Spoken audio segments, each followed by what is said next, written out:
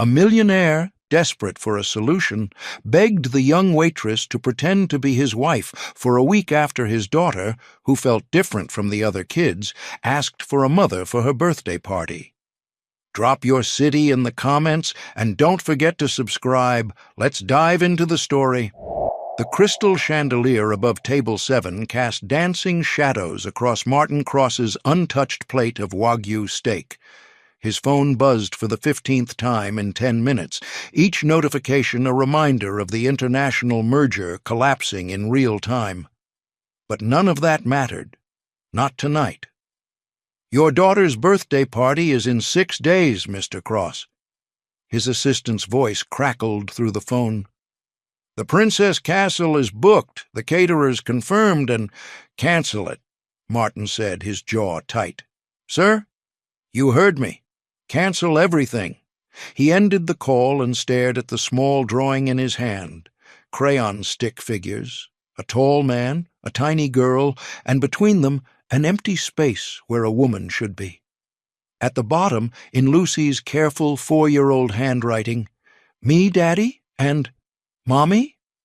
The word "Mommy" had been erased and rewritten 3 times, the paper nearly torn through. "Can I get you anything else, sir?"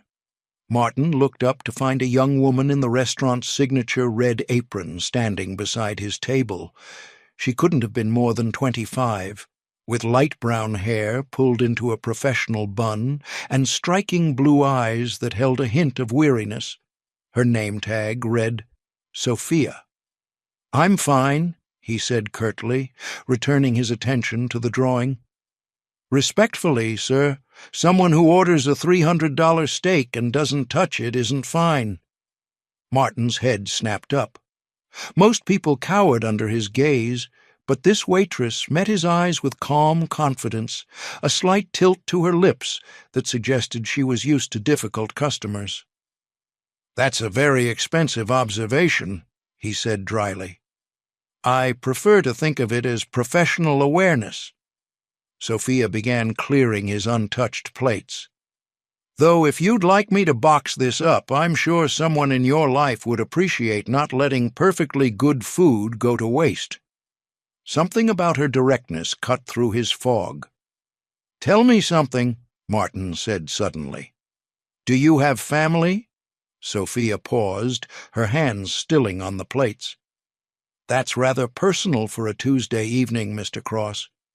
You know who I am." "Everyone in Seattle knows who you are. Cross-Tech Enterprises is practically a landmark." She continued clearing. "And yes, I have family. My grandmother raised me." Does she make you happy?" The question seemed to catch Sophia off guard. Her professional mask slipped for just a moment, revealing something raw underneath. "She's sick. Stage 4 pancreatic cancer. But yes, every moment with her makes me happy." She straightened, composing herself. "Will that be all, sir?" Martin studied her carefully. There was dignity in the way she held herself, intelligence in her eyes, and something else, a quiet strength that reminded him of Sarah before the accident, before everything fell apart. "How much do you make here?" he asked. Sophia's expression cooled. "I don't discuss my financial situation with customers." $50,000. She froze. "Excuse me?" "I'll give you $50,000 for 1 week of your time." "Mr. Cross, if this is some kind of inappropriate—" "To pretend to be my wife," he interrupted, his voice urgent now. "1 week. My daughter's birthday party is Saturday. She's 4 years old, and she asked Santa for a mommy last Christmas because all her friends at preschool have mothers who do play dates and bake cookies and braid hair." His voice cracked slightly. "She drew me a picture today. There's an empty space where her mother should be." Sophia stood motionless, the plate still in her hands.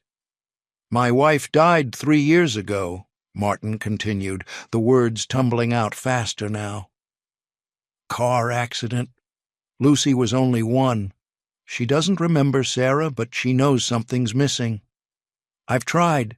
God, I've tried to be enough, but I can't be both parents. And now she's starting to notice that she's different. Mr. Cross, the party's in 6 days, just 1 week. You'd stay at my house, attend the party, maybe a few public appearances so Lucy's teachers and her friends' parents believe it. Then you walk away with enough money to— he gestured vaguely at her uniform— to do whatever you need to do. You want me to lie to your daughter? Sophia's voice was sharp now. I want my daughter to have 1 perfect week where she feels normal, where she doesn't feel like the broken family. Martin's hands clenched on the table. I'm not asking you to understand. I'm asking you to name your price. My price? Sophia set the plates down with deliberate care. You think everything has a price? In my experience, yes. Then your experience is tragically limited. She turned to leave. Wait! Martin stood so abruptly his chair scraped loudly against the floor. Several nearby diners turned to look. I'm sorry. That came out wrong. I'm desperate, not callous. Sophia paused, but didn't turn around. My daughter asked me yesterday why she doesn't have a mommy like her friend Emma. Do you know what I said? I told her that mommies come in different ways, that some families are different, and she looked at me with these enormous brown eyes and said, But Daddy, I don't want to be different. I want to be normal. His voice dropped to barely above a whisper. She's 4 years old, and she already feels broken. Slowly, Sophia turned around. You're asking me to deceive a child who's already suffered enormous loss, to give her something beautiful and then rip it away. How is that not cruel? Because she'll have 1 week of happiness, 1 week of feeling like every other kid. Isn't that worth something? Not if it teaches her that love is temporary and people leave. Sophia's voice softened slightly. I'm sorry for your loss, Mr. Cross. Truly, but I can't— My grandmother has the same thing yours does, Martin interrupted quietly. Pancreatic cancer. She lasted 6 months after diagnosis. The treatments bankrupted my parents. That's why I built Cross Tech, so no one in my family would ever struggle with medical bills again. He pulled out his phone, tapped a few buttons, and showed her the screen. That's a wire transfer authorization, $50,000.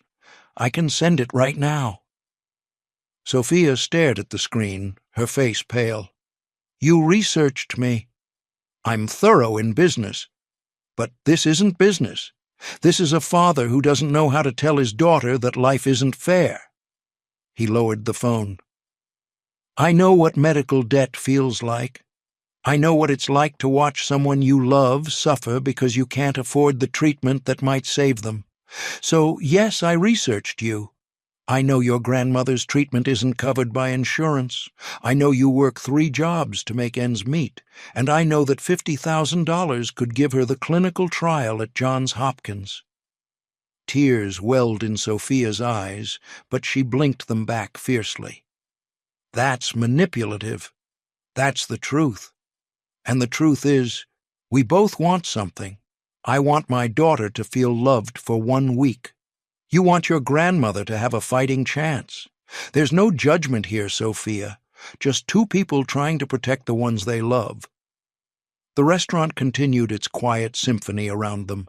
The clink of glasses, murmured conversations, soft piano music from the corner.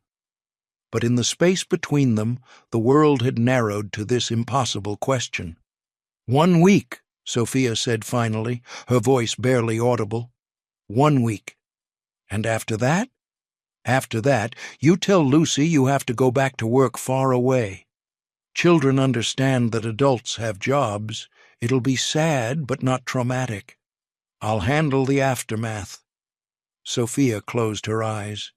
When she opened them, there was a resignation there that made Martin's chest tighten with guilt. My shift ends at 11. If we're going to do this, we need to establish ground rules, clear boundaries. Agreed. I'll send a car. I'll take the bus to your address. I don't need favors before we've even started this arrangement. Martin nodded slowly. Cross Estate, Mercer Island.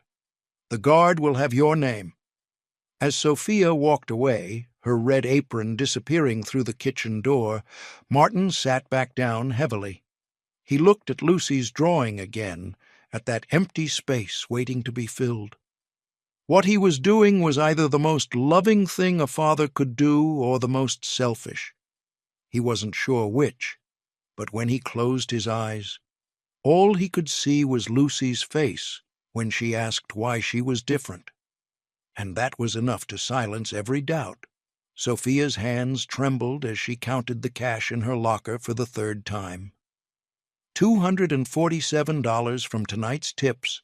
Add that to her savings, and she had almost $3,000 total.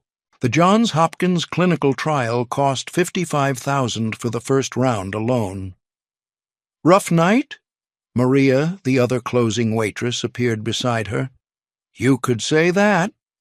Sophia shoved the bills into her purse. Someone just offered me $50,000 to lie to a child.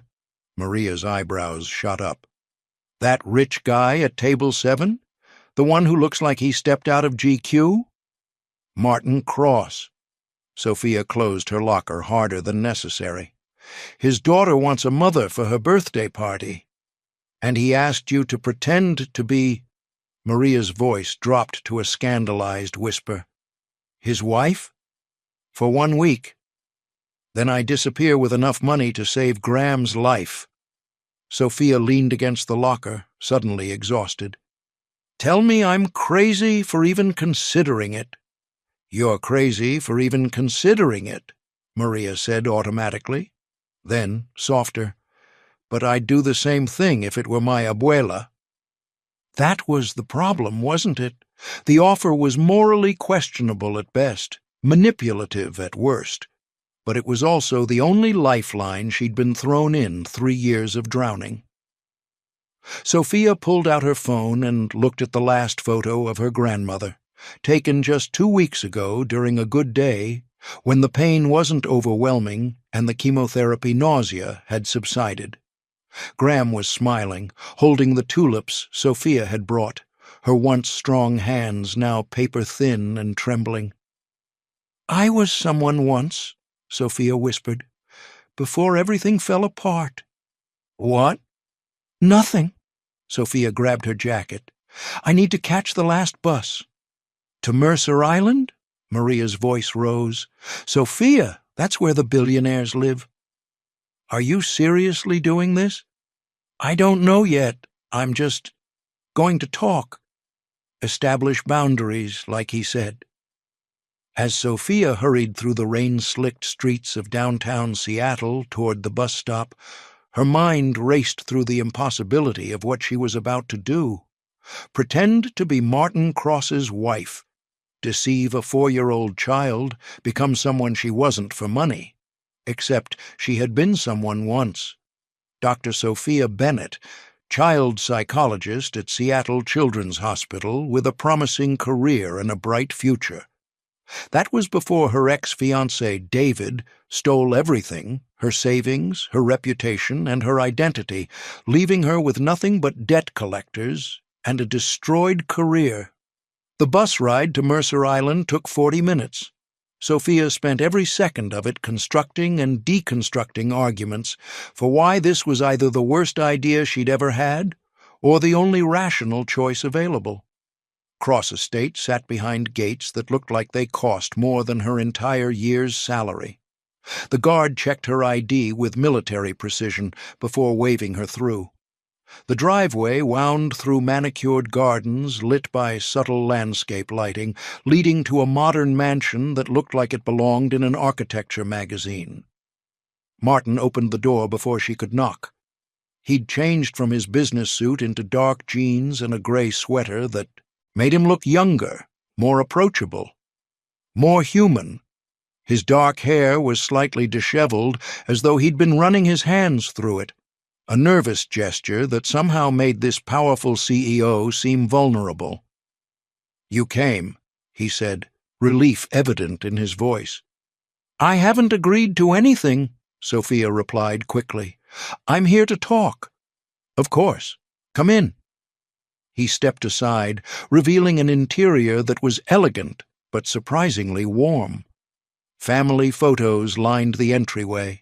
Martin with an older couple who must be his parents, Martin and a beautiful woman with dark hair holding a baby, Martin and that same baby now grown into a toddler.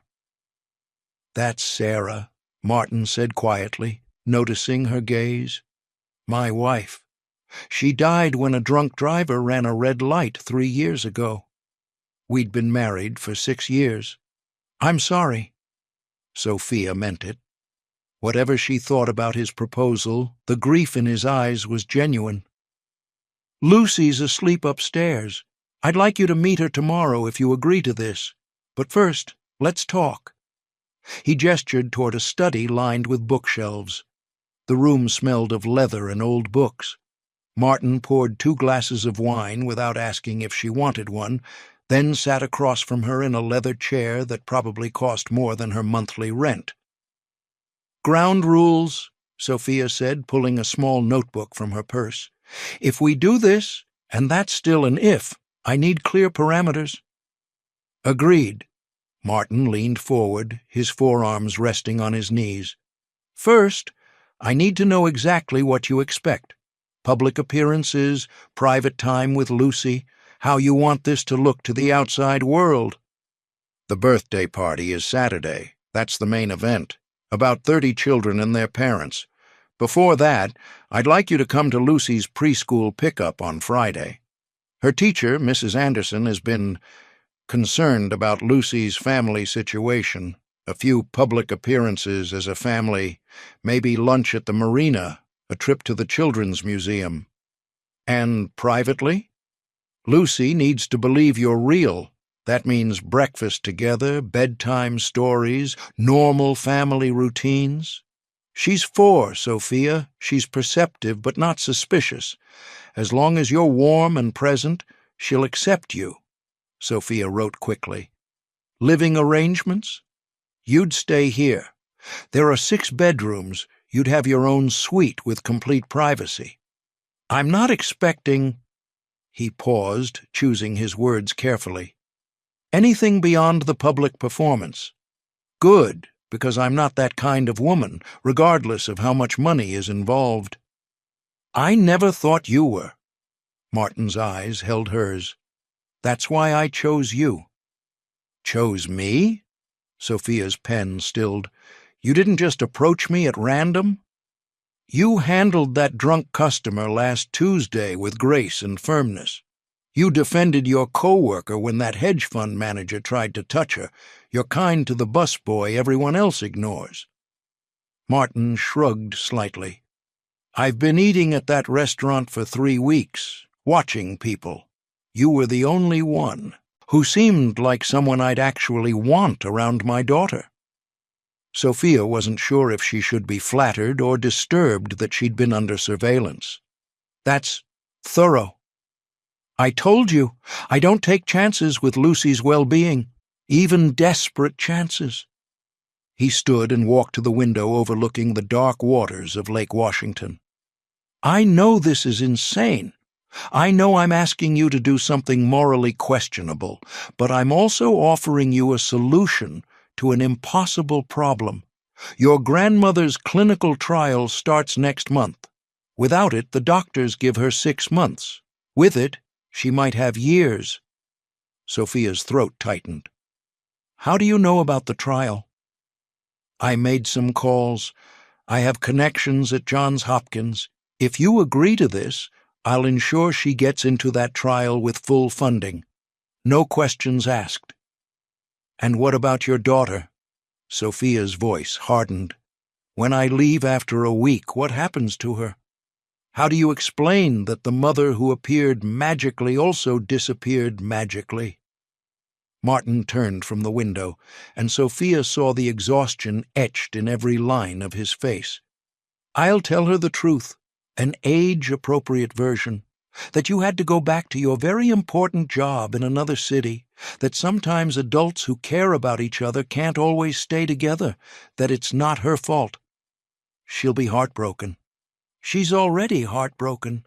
Every day she sees other children with mothers is a day she feels that absence. Martin's hands clenched. I'm not trying to replace Sarah. I'm not trying to deceive Lucy into thinking she has a perfect family. I'm just trying to give her 1 week where she doesn't feel broken. Sophia looked down at her notebook, at the list of rules and boundaries she'd started writing. It all seemed so clinical, so transactional, but underneath the business arrangement was something more human. 2 people trying to protect the ones they loved using the only tools they had. I need one more thing, Sophia said finally. Name it. Honesty, not with Lucy. I understand that's complicated, but between us, no lies. If something isn't working, if Lucy seems distressed, if this arrangement becomes harmful rather than helpful, we end it immediately, no matter what. Martin nodded slowly. Agreed. Honesty between us. And therapy. His eyebrows rose. Therapy? After I leave, Lucy needs professional support to process this. A good child psychologist who can help her understand what happened and why. I'll provide references. You seem to know a lot about child psychology. Sophia's hand tightened on her pen. I read a lot. It wasn't a lie, exactly, just an incomplete truth, and she'd promised him honesty, but some truths were too complicated to explain to a man she'd known for less than 4 hours. All right, Martin said. Therapy for Lucy after you leave. Anything else? The money. I want it transferred before I meet Lucy. Not because I don't trust you, but because I need to know my grandmother's treatment is secured before I start lying to a child about who I am. Fair enough. I'll have my bank open early tomorrow morning. The transfer will be complete by 9 a.m. Martin pulled out his phone. What's your account information? As Sophia recited the numbers, she felt like she was crossing an invisible line. Once that money hit her account, there would be no going back. She would be complicit in this deception, bound to this arrangement by more than just a verbal agreement. Done, Martin said, showing her the confirmation screen. You'll see the deposit tomorrow morning. Sophia stared at the screen, at the number that represented her grandmother's chance at life and her own moral compromise. I should go. I need to think. Of course. Martin walked her to the door. But Sophia? Whatever you decide, thank you for even considering this. Most people would have walked away at the restaurant. Most people haven't watched their grandmother slowly dying because they can't afford the treatment that might save her. Sophia pulled on her jacket. I'm not a good person doing a charitable act, Mr. Cross. I'm a desperate woman making a calculated choice. Then we're both desperate people making calculated choices. Martin opened the door, and the cool night air rushed in. I'll wait to hear from you tomorrow. As Sophia walked back down the long driveway toward the bus stop, she pulled out her phone and looked at her grandmother's photo again. Those eyes that had watched over her since she was 5 years old, when Sophia's parents had died in a house fire. Those hands that had wiped her tears, celebrated her accomplishments, sacrificed everything so Sophia could become someone important. A child psychologist with a bright future until David had destroyed it all. Now she was a waitress about to pretend to be a billionaire's wife so a 4-year-old girl could have a happy birthday party. Life had a cruel sense of irony. Sophia opened her banking app, refreshing it obsessively, even though she knew the transfer wouldn't appear until morning. But she needed to see something tangible, some proof that this wasn't just a fever dream brought on by exhaustion and desperation. Her phone buzzed with a text from an unknown number. Thank you for considering this. Whatever you decide, I respect your choice. Sleep well. Martin. Sophia didn't respond. Instead, she sat at the bus stop in the rain, watching the lights of Seattle twinkle across the dark water, and wondered if she was about to make the best decision of her life or the worst. The bus arrived 15 minutes later. As Sophia climbed aboard and found a seat by the window, she made her decision. Tomorrow morning she would confirm the transfer, and then she would call Martin Cross and agree to become his temporary wife.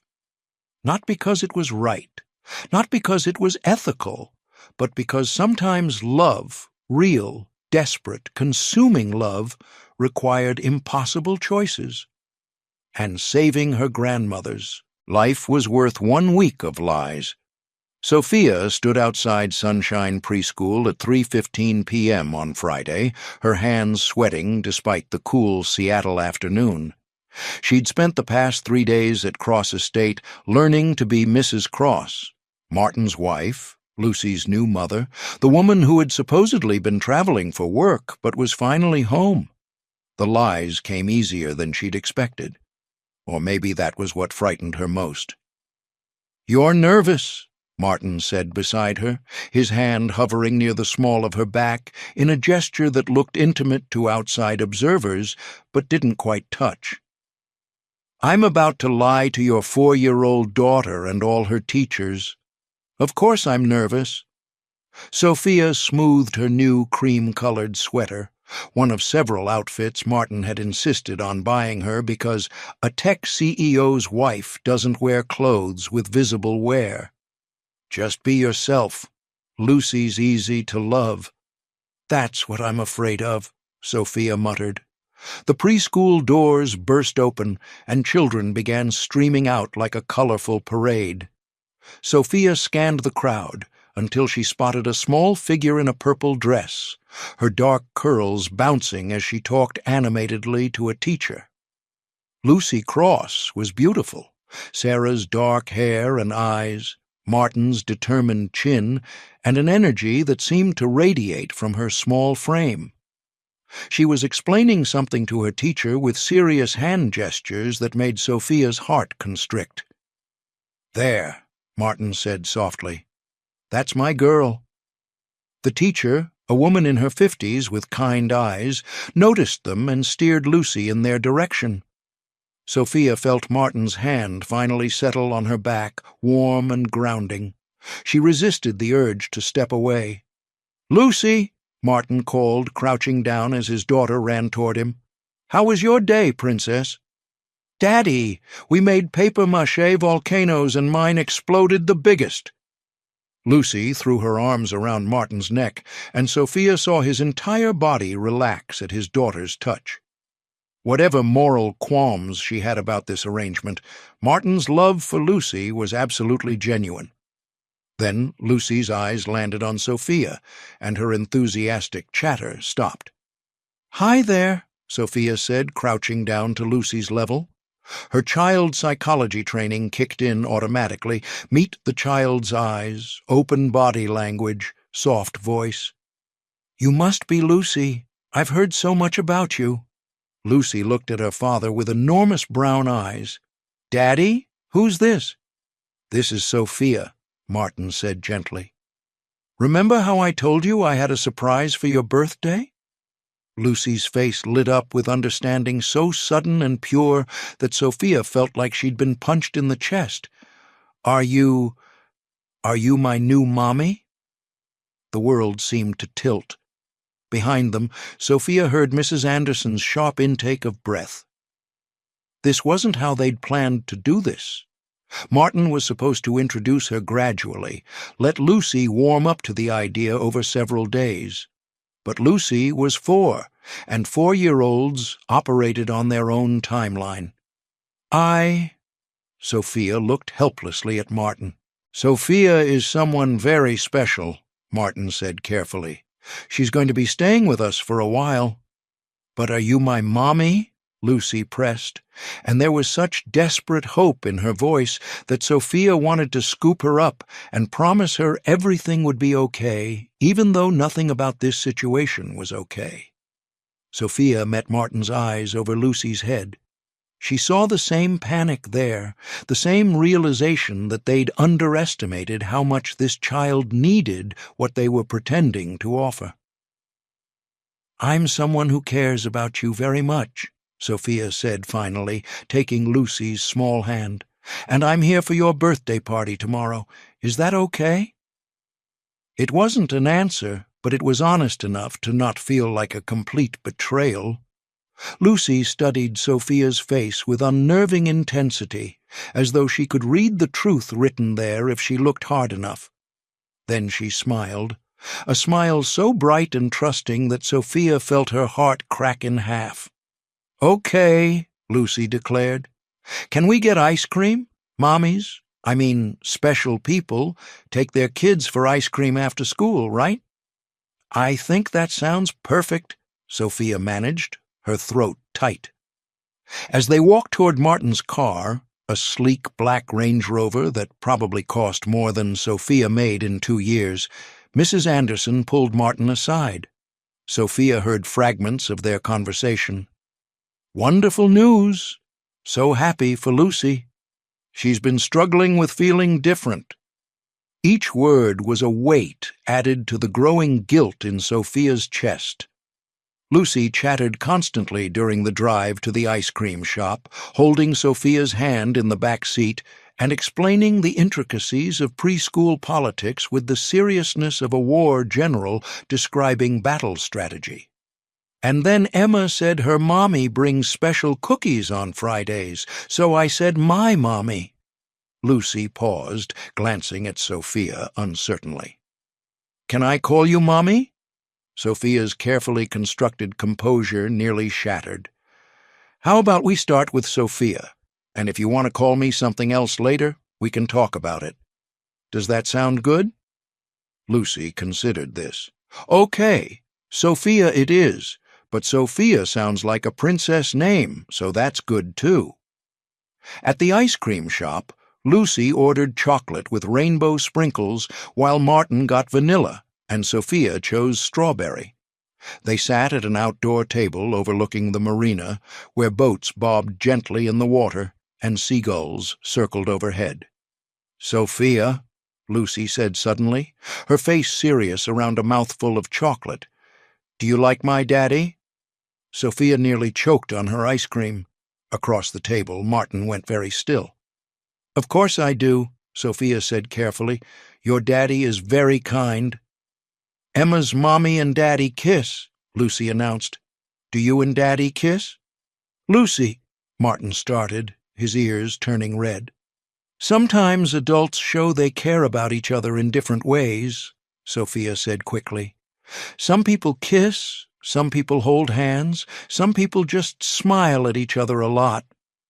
Lucy absorbed this with the gravity of a philosopher. "So you and Daddy smile at each other?" "We do," Sophia confirmed, fighting the urge to laugh at the absolute absurdity of this conversation. Here she was, teaching a 4-year-old about relationships while engaged in an elaborate deception about the nature of adult commitment. "Good," Lucy said decisively. "Because I want you to stay forever." The laughter died in Sophia's throat. "Lucy, sweetie, I know, you have important work." Lucy kicked her feet against the chair, her initial enthusiasm dimming. "Daddy told me. But maybe you could stay for a long time? Like maybe until I'm 5 or 10? Sophia looked at Martin helplessly. This was already spiraling beyond what they'd planned. Lucy wasn't supposed to get this attached this fast. They were supposed to have time to establish boundaries, to make it clear this was temporary. But children didn't operate on adult logic. Children felt with their whole hearts and loved with complete abandon, which was beautiful and terrifying in equal measure. "Let's just enjoy right now," Martin said gently, reaching across the table to wipe chocolate from Lucy's chin. "Sometimes the best thing we can do is be happy in this moment, not worry about tomorrow." "Daddy's philosophical today," Lucy said in a tone that suggested she didn't know what philosophical meant, but had heard it used in this context before. "Daddy's trying his best," Martin replied with a slight smile. As they finished their ice cream and walked back to the car, Lucy insisted on holding both their hands, skipping between them with such pure joy that passers-by smiled at the picture they made. Successful father, elegant woman, happy child, the perfect family. If only they knew the truth. That evening, after Lucy had been bathed and dressed in her favorite purple pajamas, Sophia found herself reading bedtime stories in a bedroom that looked like a princess castle had exploded inside it. Pink everywhere, stuffed animals covering every surface, a canopy bed with fairy lights twinkling overhead. "This is my favorite," Lucy said, handing Sophia a well-worn copy of Goodnight Moon. Sophia settled onto the bed beside her, and Lucy immediately curled into her side with the trust of a child who had never learned to be suspicious. As Sophia read the familiar words, she found herself stroking Lucy's hair automatically, a gesture she'd performed hundreds of times with the children she used to counsel. Before David destroyed everything, before she became a waitress instead of Dr. Bennett. "Sophia?" Lucy's voice was drowsy now. "Yes, sweetheart? I'm really glad you came. Daddy's been sad for a long time. But he smiled today, a real smile, not the pretend one he uses when he thinks I'm not looking." Sophia's hand stilled in Lucy's hair. "Your daddy loves you very much." "I know. But sometimes love isn't enough to stop being sad." Lucy yawned hugely. "That's what Mrs. Anderson says when kids are crying at school. She says loving them doesn't always stop the sad, but it helps." "Mrs. Anderson sounds very wise." "She is. She's old, so she knows lots of things." Lucy's eyes were fluttering closed now. "Sophia, will you be here when I wake up?" It was the question Sophia had been dreading. The honest answer was, yes, tomorrow. But not for long, not forever. Not in the way Lucy desperately needed. "I'll be here tomorrow," Sophia said carefully, "for your birthday party." "Good. I'm going to introduce you to all my friends. They're going to be so jealous that I have the prettiest new mommy, Sophia, in the whole world." As Lucy's breathing evened out into sleep, Sophia remained sitting on the bed, stroking the child's dark curls and fighting the tears that threatened to spill.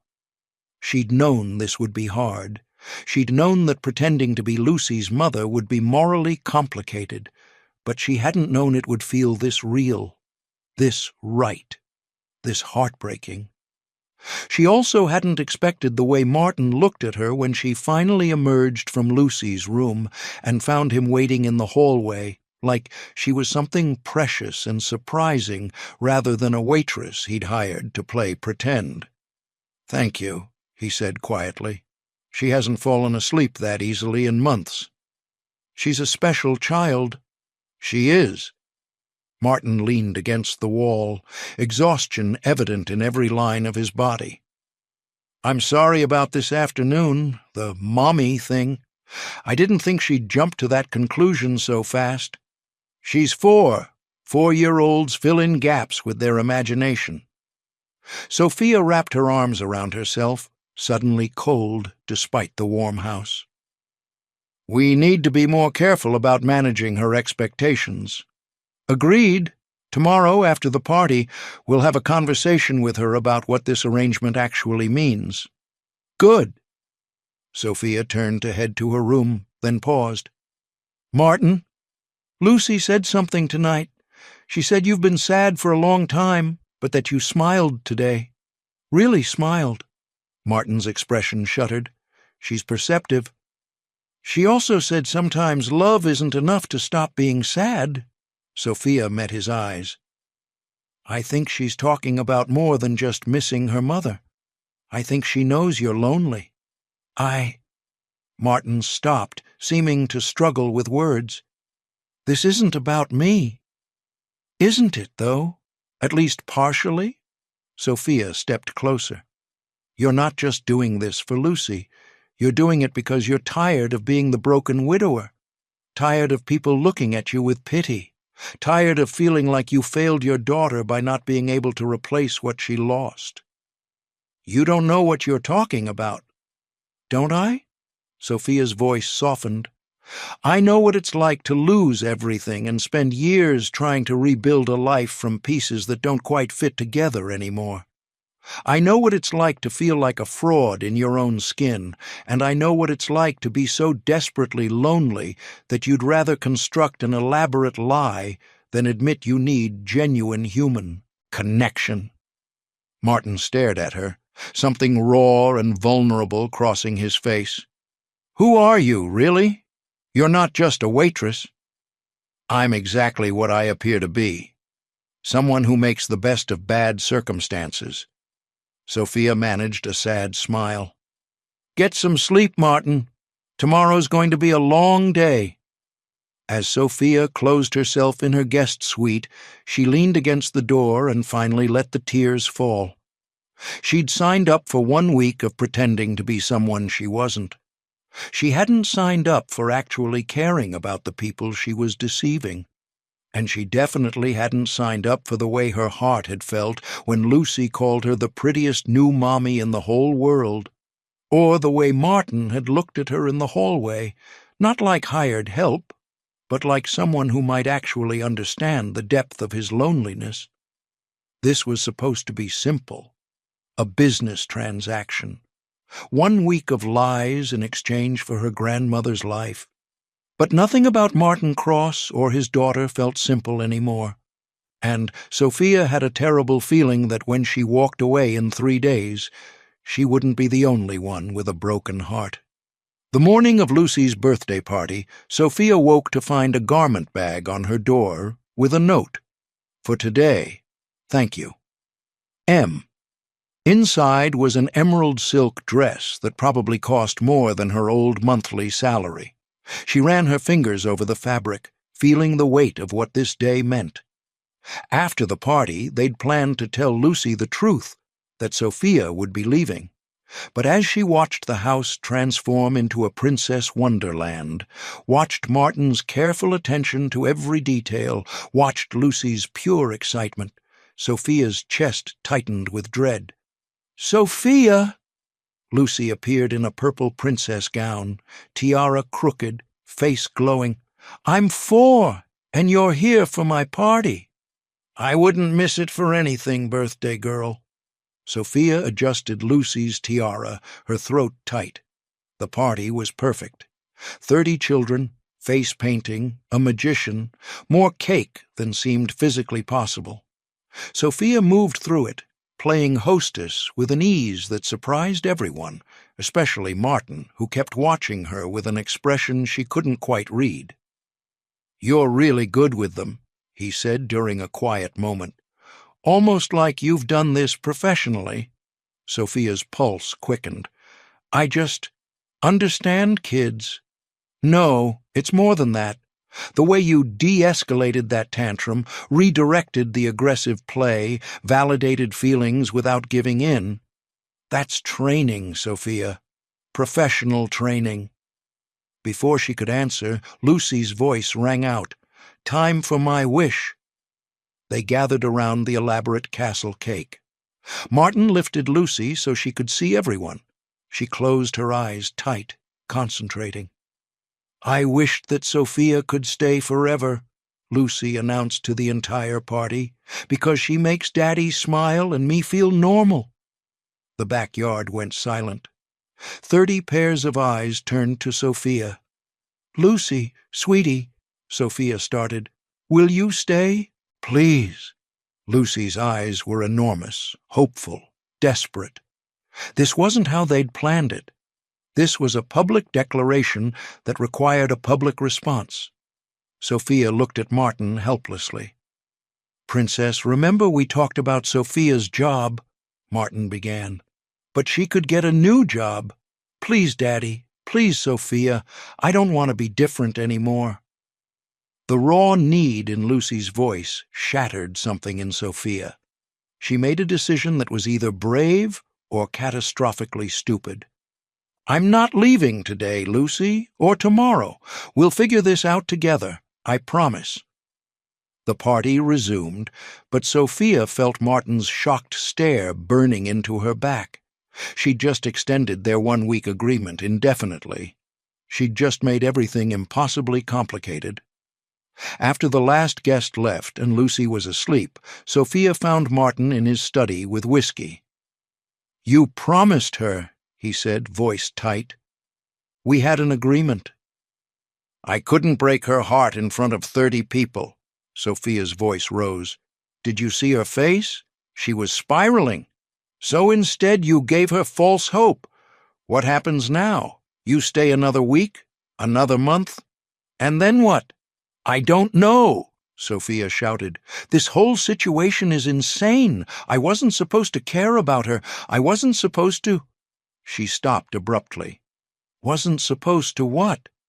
"Fall in love with her," Sophia whispered. "Or with you." The silence was deafening. Martin stared at her, something raw crossing his face. "Sophia." "I broke the rules. I got attached, but I won't leave until we can do it without destroying her." Sophia's hands shook. "I don't want your money anymore." "Keep it. But I'm not abandoning that child." "And your grandmother? The treatment?" "I'll figure it out. I always do."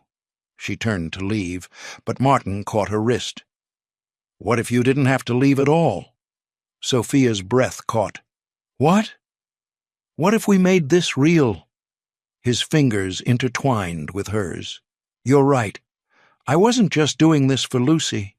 I'm tired of being alone, tired of pretending I'm fine. And you—" He stepped closer. "You make this house feel like a home again.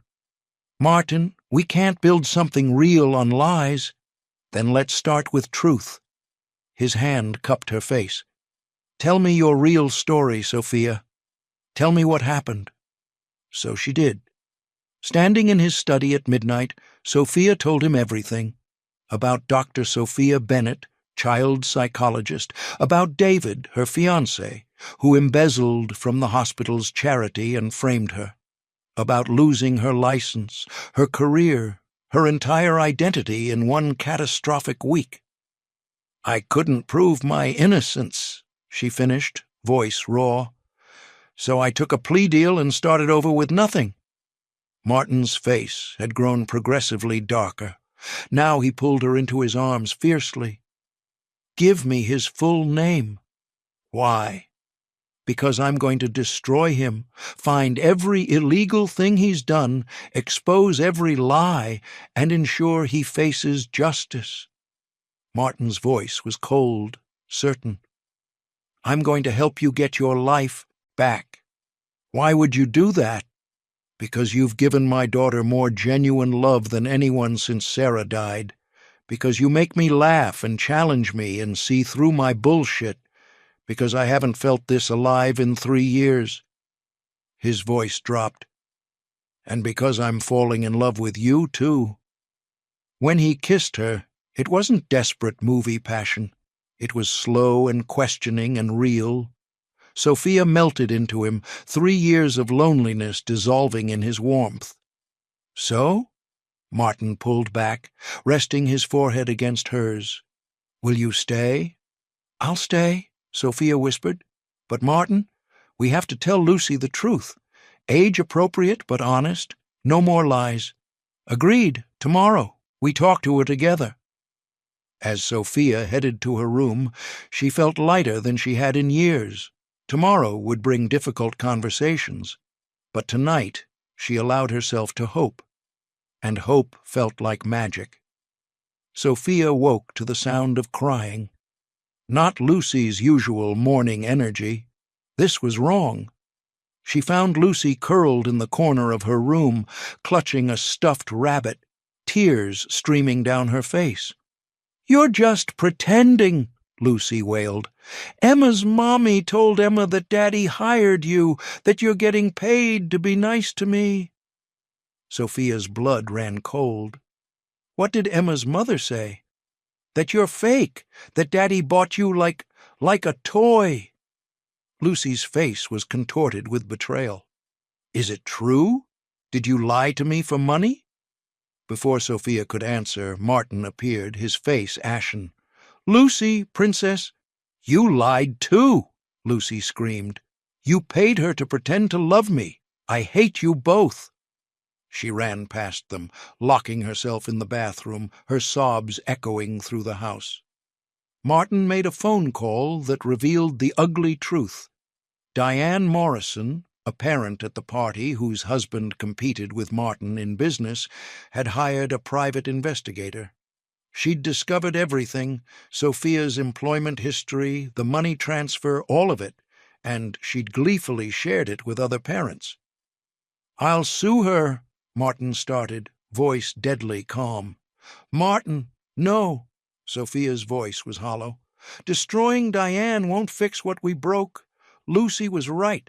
I took money to pretend. The fact that it became real doesn't erase the lie. So what do we do? I leave, today, before I cause more damage." "No." Martin grabbed her hand. "We face this together." "Together?" Sophia's laugh was bitter. "Your daughter locked herself in a bathroom because she thinks her father bought her a mother. That's trauma, Martin. That requires professional help from someone who wasn't part of the deception." "Then we'll get her help. The best child psychologist—" "I am a child psychologist," Sophia exploded. "Or I was. I know exactly what Lucy needs, and it's not me. It's space to process this with a therapist who isn't complicit in the lie." Martin stared at her. "You're a psychologist. You knew this would hurt her." "Yes. And you took my money anyway." Sophia met his eyes unflinchingly. "I was desperate. My grandmother was dying. You offered a solution, and I took it even though I knew better." Her voice cracked. "I'm not a good person. I chose my grandmother's life over your daughter's well-being, and now we're paying the price." A small voice came from behind them. "You were a doctor?" Lucy stood in the hallway, face blotchy, eyes swollen. "Were you a real doctor? For kids?" Sophia knelt down. "Yes, I helped children who were sad or scared." "But you got fired?" "Someone I trusted did bad things and blamed me. So I lost my job." Lucy processed this. "And Daddy hired you to pretend to be my mommy?" "Yes." "For money?" "Yes." Sophia's eyes filled with tears. "We both made choices that hurt you, and I'm so sorry." "Are you still pretending now?" "No, the love I feel for you is real. But that doesn't make the beginning okay." Lucy's face crumpled. "I don't know what's real anymore." "I understand, and that's my fault." Sophia stood. "Lucy, I'm leaving now. Not because I don't love you, but because you need time to heal. Your daddy will find you a good doctor who can help you understand what happened." "You're leaving?" Lucy shrieked. "Just like I said." "I'm leaving because staying would hurt you more." Sophia looked at Martin. "Take care of her, and get her into therapy immediately." She walked out, past Lucy's sobs, past Martin's desperate expression, toward the room where her belongings were packed. At her apartment that night, alone and broken, Sophia let herself cry, for Lucy's shattered trust, for Martin's good intentions gone wrong, for the family she'd almost had. 3 days later, a lawyer named James Crawford found her at the restaurant. "Dr. Bennett?" He handed her a manila envelope. "From Mr. Cross." Inside was a complete dossier on David, financial records, email trails, witness statements proving he'd framed her, and a signed confession. "Mr. Cross has ensured this evidence will reopen your case," Crawford said. "Your attorney believes your license can be restored within 6 months." He placed a check on the table, restitution for what she'd paid in the plea deal, plus legal fees. "I can't accept this. Mr. Cross said to tell you, this isn't charity, it's justice. What was stolen is being returned." Crawford stood. "He also said Lucy asks about you every day, and his door is always open." After Crawford left, Sophia sat staring at the documents. A chance to rebuild her career, clear her name, practice psychology again, and maybe a chance to earn back Lucy's trust the right way, through honesty, through time, through proving love was more than a transaction. She pulled out her phone. "Thank you for everything. Tell Lucy I'm working on becoming someone worthy of her trust. S." The response came immediately. "She drew you a rainbow today. Says it means hope comes after storms. I think she's smarter than both of us. M." Sophia saved that text, because sometimes healing started with a single message, and sometimes love required patience, honesty, and the courage to believe broken things could be made whole again. 6 months of therapy, legal battles, and hard work later, Sophia stood outside Cross Estate again. Cherry blossoms scattered across the driveway like pink snow. In her bag, her reinstated psychology license, cleared record, and letter of apology from the hospital board. David was in prison, her grandmother was in remission, and Sophia had spent 6 months learning to forgive herself. Now came the hardest part, facing the people she'd hurt. Martin opened the door before she knocked. He looked different, less exhausted, more at peace. Hi. Sophia clutched her bag. "Thank you for seeing me." "Did you think I wouldn't?" He stepped aside. "Dr. Morrison, the therapist you recommended, has been incredible. Lucy's processing everything in healthy ways." "And how is she?" "See for yourself." Martin gestured to the backyard window where Lucy, now 5, pumped her legs on a swing set with determined energy. Her dark curls were longer, pulled into pigtails. "She doesn't know you're here," Martin said quietly. "Dr. Morrison suggested we let her choose how much contact she wants. That's smart." Sophia's professional training kicked in even as her heart ached. "Lucy wrote you something." Martin pulled out an envelope. "With Dr. Morrison's help. She wanted me to read it first." The letter, in careful 5-year-old handwriting, said, "Dear Sophia, Dr. Morrison says I can feel mad and still love you. She says grown-ups make mistakes. I was very mad, but I miss you. I miss bedtime stories. Daddy says you're a real doctor now. Maybe you could be my doctor? Not pretend mommy, but real friend who helps kids? I drew you 47 rainbows. Love, Lucy." Sophia's vision blurred. "She's 5? 2 weeks ago." Martin stepped closer. "Lucy needs to know people who leave can come back. That mistakes don't mean permanent abandonment, and selfishly, I need you to know I've thought about you every single day, about the woman who loved my daughter enough to leave her, who chose ethics over money." His voice dropped.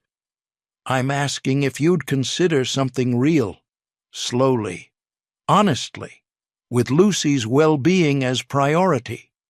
Sophia looked at Lucy through the window, digging in a sandbox with fierce concentration. "I can't be her therapist. That's an ethical violation. She needs Dr. Morrison." "Agreed. And I can't rush anything romantic. We rebuild trust first." "Makes sense. And if Lucy shows distress, I walk away. Her health comes first." "Absolutely." Sophia took a breath. "Then yes, slowly, honestly, messily." Martin smiled. "Messy I can handle." He walked out to prepare Lucy.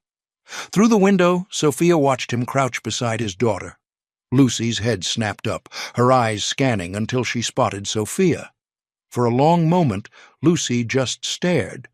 Then slowly, She raised her hand in acknowledgement. Sophia walked outside on shaking legs. Lucy watched her approach with 2 serious eyes. "Hi, Lucy. Your dad said you wrote me a letter." "Did you read it?" "I did. And you're absolutely right to have felt mad and sad. What we did was wrong. I'm so sorry I hurt you." Lucy considered this.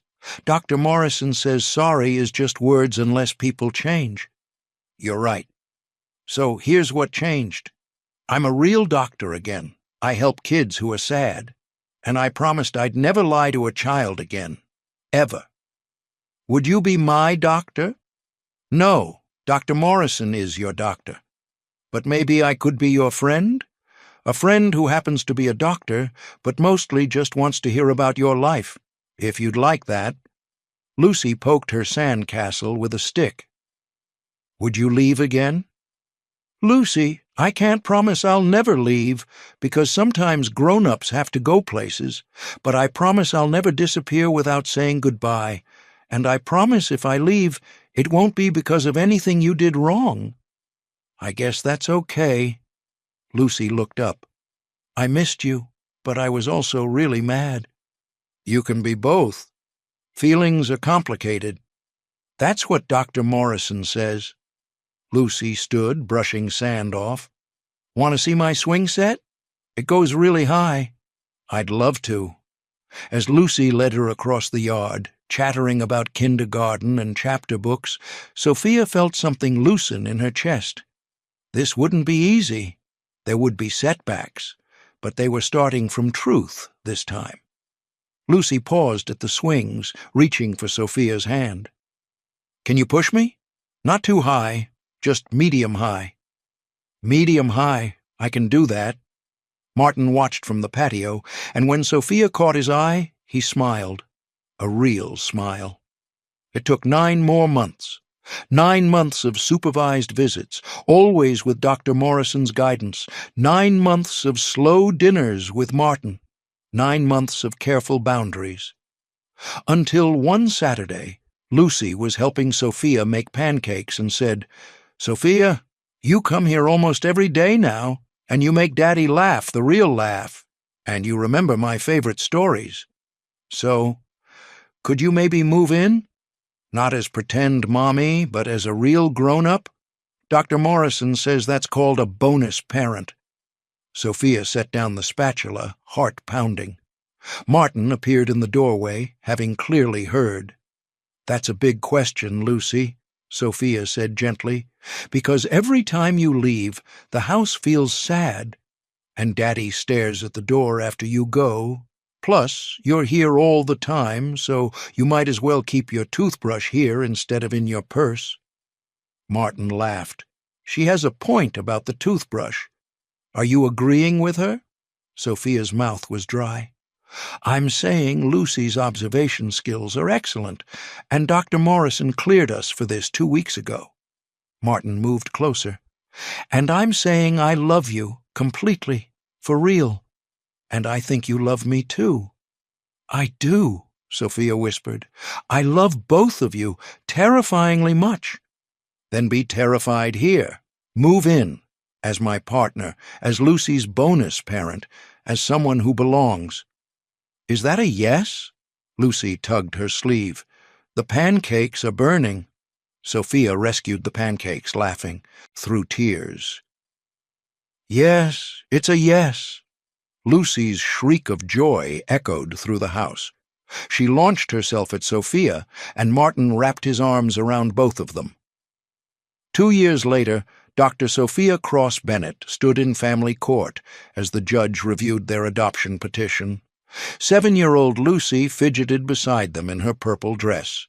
"Lucy," the judge said kindly, "you understand what adoption means?" "Yes, Your Honor.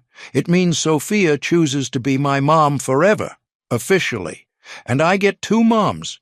Mom Sarah in heaven, who gave birth to me, and Mom Sophia, who chose me even when I was mad at her for lying that one time." The judge's lips twitched. "Very mature understanding." "I've been in therapy. Dr. Morrison says I'm emotionally intelligent." "I can see that." Congratulations, Cross-Bennett family. Adoption granted. At the celebration dinner, surrounded by friends and Sophia's healthy grandmother, Lucy pulled Sophia aside. "Mom," the title still felt precious, "remember when everything was pretend and messy?" "I remember." "I'm glad it was messy. Dr. Morrison says the best things start complicated and get better with work. Plus, we have a good story for family dinners." Sophia laughed, pulling her daughter into a hug. "Every good story needs mess in the middle. And a happy ending. This is the happy ending, right?" Sophia looked at Martin across the room, at her grandmother, at the friends who'd supported her, at the photo on the wall from last year's party, all three of them mid-laugh, genuine and real. "Actually, I think this is the happy beginning. The best families don't end. They keep growing." "That's very philosophical, Mom." "I learned from the best. Now, didn't someone mention cake?" As Lucy raced toward dessert, Martin appeared beside Sophia, sliding his arm around her waist. "What are you thinking?" "About how we built something real from something fake, about how love requires bravery to mess up, honesty to admit it, and patience to repair." "Very wise. Almost like you're some kind of expert." "Almost," Sophia agreed, leaning into her husband, her real, honest-to-goodness husband from their wedding 8 months ago where Lucy had been ring-bearer. As Lucy called them to cake, her voice bright with security and absolute certainty that her family was permanent, Sophia sent up silent thanks for impossible circumstances, desperate choices, and the messy journey that led her here, to home, to family, to love earned through truth, to happily ever after, the real kind, the end. The billionaire mocked arrogantly, "I'll give you $1 million if you serve me in Arabic." But the waitress's fluent reply left everyone speechless. Your support means everything. Like, comment, and subscribe so we can keep sharing stories like this. Let's start today's story. Table 7 needs attention. The Arab billionaire. Samantha Adams nodded at her manager, straightening her red apron before approaching the corner table. Working at Lumiere, Manhattan's most exclusive restaurant, meant dealing with the world's elite, movie stars, politicians, and billionaires who treated the staff like furniture. But it paid the bills, and after what happened at the UN 2 years ago, anonymity was exactly what she needed. The man at table 7 radiated wealth and power, impeccably dressed in a midnight blue suit that probably cost more than her annual salary. He lounged in his chair like a king on a throne. His dark beard was perfectly groomed, framing full lips curved in perpetual amusement. 2 other men in similar attire flanked him, but they were clearly subordinates. "Good evening, sir. Welcome to Lumiere. May I get you started with something to drink?" Samantha's professional smile never faltered, despite the way his eyes appraised her like merchandise. Instead of answering, he turned to his companions and said something in Arabic, triggering laughter from the group. Samantha stood patiently, her face betraying nothing. She'd dealt with worse. "A bottle of your 1982 Lafite Rothschild," he finally said, his accent subtle but distinctive. "And perhaps you could recommend something special?" His eyes lingered on her name tag, then traveled back to her face. "The chef's tasting menu is exceptional tonight, featuring a Wagyu beef course that's not on the regular menu," she replied smoothly. He leaned forward, resting his elbows on the table. "I'm not interested in what everyone else gets. I'm Karim Al-Fahad. Perhaps you've heard of me?" She hadn't, but nodded politely anyway. "I own the Falcon Hotel Group." He waited for recognition to dawn. When it didn't, irritation flickered across his face. "I just acquired the building across the street. Soon, this whole block will be mine." "Congratulations, Mr. Al-Fahad. I'll fetch that wine for you." Samantha turned to leave, but his voice stopped her. "Wait." His tone had changed. carrying an edge of challenge. The restaurant had grown quieter, as if sensing the brewing spectacle. "I have a proposition for you." His companions smirked, exchanging glances. Samantha's stomach tightened, but her expression remained neutral. "Sir?" Karim reached into his jacket and withdrew a sleek leather wallet. With deliberate slowness, he extracted a check and placed it on the table. $1 million. His voice carried just loud enough for nearby tables to hear. "If you can take my dinner order in Arabic." The silence that followed was absolute. Even the pianist in the corner had paused. "That's inappropriate, sir," Samantha said quietly. "Is it?" Karim's smile widened. "I'm simply appreciating culture. Most Americans only speak one language, yes? Prove me wrong. $1 million. He tapped the check with a manicured finger. "Just a few sentences in Arabic. Or is that too difficult for a waitress?" The way he said waitress made it sound like the lowest profession imaginable. Heat crept up Samantha's neck, but not from embarrassment, from anger. He leaned back, triumphant at her silence. "As I thought. Well, the wine then. أود تقديم طلب الطعام سيدي. ماذا ترغب أن تأكل هذا المساء?" Samantha's Arabic flowed perfectly, her pronunciation flawless. "I would like to take your order, sir." "What would you like to eat this evening?"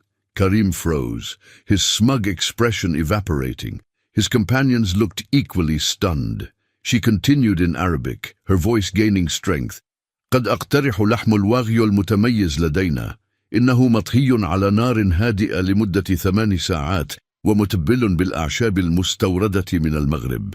May I suggest our signature Wagyu beef? It's slow-cooked for 8 hours and seasoned with herbs imported from Morocco." The restaurant had gone completely silent. Every eye was on their table. Karim recovered first, responding in Arabic. "حيث تعلمت التحدث بهذه اللهجة المثالية." "Where did you learn to speak with such perfect dialect?" "جامعة هارفارد. قسم اللغويات. تخصصت في اللغات السامية." "Harvard University, Linguistics Department. I specialized in Semitic languages." Samantha switched back to English. "Will that be all, Mr. Al-Fahad? Or would you like to hear my Farsi as well?" A flush crawled up Karim's neck. "You speak Farsi too?" "And Urdu, French, Russian, and enough Mandarin to get by." She gestured to the check. "Will you be paying that now or after your meal?" The nearby diners erupted in whispers. One woman actually applauded. Something shifted in Karim's eyes, irritation giving way to genuine curiosity. "Harvard linguistics, yet you're working as a waitress. Career changes happen." Samantha's smile tightened. "Now about that wine." As she turned, Karim called after her, "The check is yours. I'm a man of my word." She paused, then looked over her shoulder. "Keep your money, Mr. Al-Fahad. I don't need your charity." The words tasted sweet as she walked away, head high.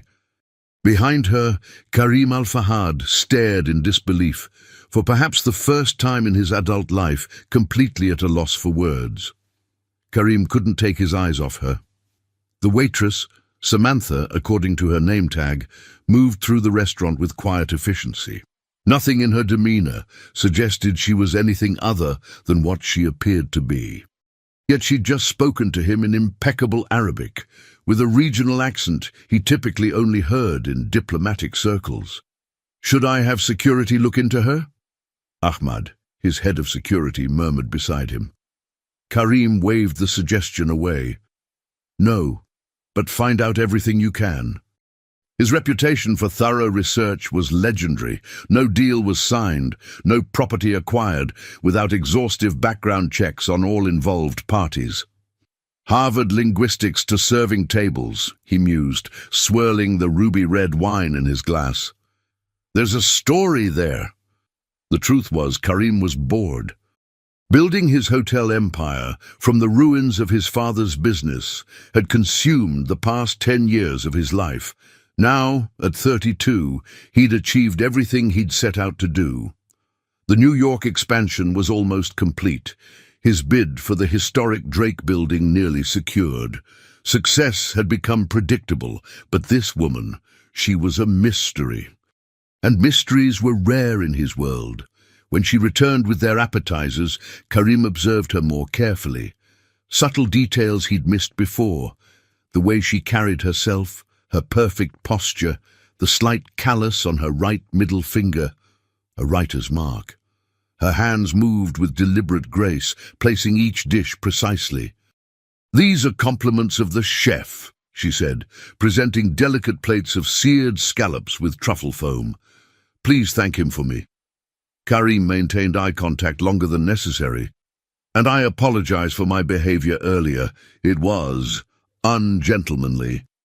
Her expression revealed nothing. "Enjoy your meal, sir." As she walked away, Ahmad leaned forward. "I have preliminary information," he said quietly. "Samantha Adams, 24 years old. Massachusetts driver's license shows a Cambridge address until 2 years ago. Then nothing until she appears in New York, 14 months ago. Current address is in Queens." "But that's unusually light for you," Karim noted. "It's unusually difficult information to find," Ahmad replied, almost as if her records have been professionally scrubbed. Karim finished the thought, his interest deepening. In his experience, people who erased their pasts had something significant to hide. The meal progressed, each course more exquisite than the last, but Karim barely noticed the food. His attention remained fixed on Samantha, watching her interaction with other tables, noting how she shifted subtly between different personas to match each customer's expectations. When she brought their dessert, a deconstructed pistachio baklava with gold leaf, Karim decided to try again. "Ms. Adams, I wonder if I might ask you something." Her professional smile remained firmly in place. "Of course, Mr. Al-Fahad. Why would someone with your qualifications choose this profession?" He kept his tone conversational, genuinely curious rather than condescending. "Perhaps I enjoy it," she replied simply. "Do you?" A ghost of a real smile touched her lips. "Some days more than others. And today. Today has had its challenges." She glanced meaningfully at him. Karim found himself smiling in return. A genuine smile, not the practiced expression he used for business dealings. "The check still stands, $1 million, no strings attached." Her eyes narrowed slightly. "Why?" "Because I made a bet and lost. I'm a businessman, Ms. Adams. I honor my contracts." "It wasn't a contract." "It was a joke at my expense. Then consider it compensation for my rudeness." She studied him for a long moment. "Donate it to the International Refugee Education Fund. They do good work." Before he could respond, a commotion at the restaurant entrance drew their attention. A tall man with silver hair in an expensive suit was arguing with the maître d'. Even from across the room, Karim could see the man was intoxicated. Samantha's entire demeanor changed in an instant. Her spine stiffened, and color drained from her face. Without another word to Karim, she turned and walked swiftly toward the kitchen. Karim watched with interest as the maître d' finally allowed the man inside. He stumbled slightly, scanning the restaurant with bloodshot eyes before focusing on Samantha's retreating back. "Sam!" His voice carried across the dining room. "Samantha Adams!" She froze momentarily, then continued walking without looking back. The man started after her, but was intercepted by the restaurant manager. "What's happening?" Faisal, Karim's other dinner companion, asked. "I'm not sure," Karim murmured, "but I intend to find out." He signaled Ahmad with a subtle gesture. His security chief rose smoothly and approached the developing situation, identifying himself to the manager with a discreet flash of credentials. After a brief conversation, Ahmad guided the intoxicated man toward the exit. By the time Samantha returned to their table, the incident was over. If not for the tightness around her eyes, she might have appeared completely composed. "Is everything all right?" Karim asked. Yes. Will there be anything else, gentlemen? Karim hesitated, then decided against pressing the matter. Just the check, the real one, he added with a small smile. As she processed his payment, Karim made a decision. He wrote a different amount on the tip line, $10,000, and signed with a flourish. This is too much, she said when she saw it. Consider it an investment. In what? A future conversation. He handed her his business card. Call me if you ever decide you want more than this. Her eyes flashed. Not all of us measure success by the size of our bank accounts, Mr. Al-Fahad. No. What's your measure, then? She returned his card.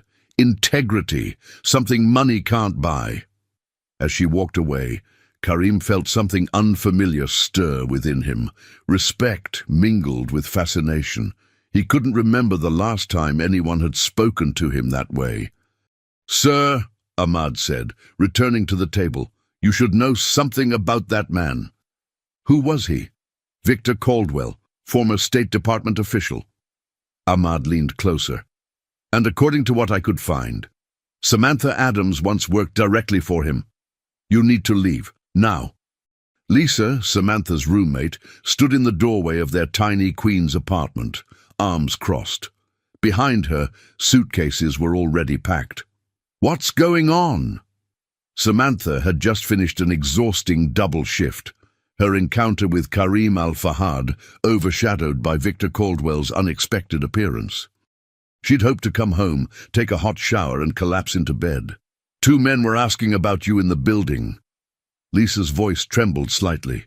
Showing your picture. Dark suits, earpieces. They didn't look like police. Cold dread washed over Samantha. Did they see you? No, Mrs. Petrova from 3B warned me. Sam, you promised when you moved in that whatever you were running from wouldn't follow you here. I know, I'm sorry. Samantha moved quickly, grabbing the emergency bag she kept in her closet, passport, cash, burner phone, and the small gun she'd hoped never to use again. Is this about your old job, the one you never talk about? Lisa demanded. Samantha paused, considering how much to reveal. Lisa deserved something after being such a good friend. I used to work as a translator. I overheard something I shouldn't have. People died. She zipped up the bag. That's all I can tell you. Lisa's expression softened. Where will you go? Better if you don't know. Nah, Samantha hugged her friend tightly. I'll send money for rent until you find a new roommate. Forget the rent. Just be safe. 20 minutes later, Samantha was in a taxi heading toward Brooklyn. She ditched her phone after sending one text to Marcus, her only contact from her previous life. He would understand the coded message, weather turning bad, seeking new climate. The past was catching up to her, just as she'd feared. Victor showing up drunk at the restaurant wasn't a coincidence. After 2 years of looking over her shoulder, she'd grown complacent, and now she would pay the price. The taxi dropped her at a busy intersection, and she walked 3 blocks before hailing another to throw off any potential tail. She checked into a small hotel using one of her alternate IDs, paid cash for 3 nights, and finally allowed herself to breathe. Sitting on the edge of the bed, Samantha tried to piece together what had happened. Victor appearing the same night as Karim Al-Fahad couldn't be coincidental. But what was the connection? The Al-Fahad name wasn't one she recalled from her time at the UN or State Department. Her phone buzzed. The burner. Marcus, mutual friend asking questions, not alone. Safe house compromise, meet at the museum, noon tomorrow. Samantha closed her eyes, exhaustion threatening to overwhelm her. Sleep would have to wait. She opened her laptop and began searching for information on Karim Al-Fahad. The publicly available data painted a clear picture. 32 years old, born to a moderately successful Saudi businessman and an American mother, educated at Oxford, inherited his father's struggling hotel business at 22 when both parents died in a plane crash. Over the next decade, he transformed one mid-tier hotel into the Falcon Hotel Group, a global luxury chain with properties on 5 continents. What interested Samantha more was what she couldn't find. No scandals, no political affiliations, no suspicious business dealings that might connect to her past work. By all appearances, Karim Al-Fahad was exactly what he claimed to be, a successful businessman with an arrogant streak. A knock at her door jolted her from her research. Samantha froze, hand moving to the gun in her bag. No one knew she was here. "Ms. Adams?" A male voice muffled through the door. "I apologize for the late hour." She recognized the voice. Ahmad, Karim's security chief. How had they found her so quickly? "I'm not here to harm you," he continued. "Mr. Al-Fahad would like to speak with you. It's important. Give me one reason why I should trust you." Samantha kept her voice steady, gun now in hand, "Because Victor Caldwell was found dead an hour ago, and you're about to be framed for his murder." The world tilted beneath her feet. Victor dead? Impossible. "If you don't believe me, check the news," Ahmad said.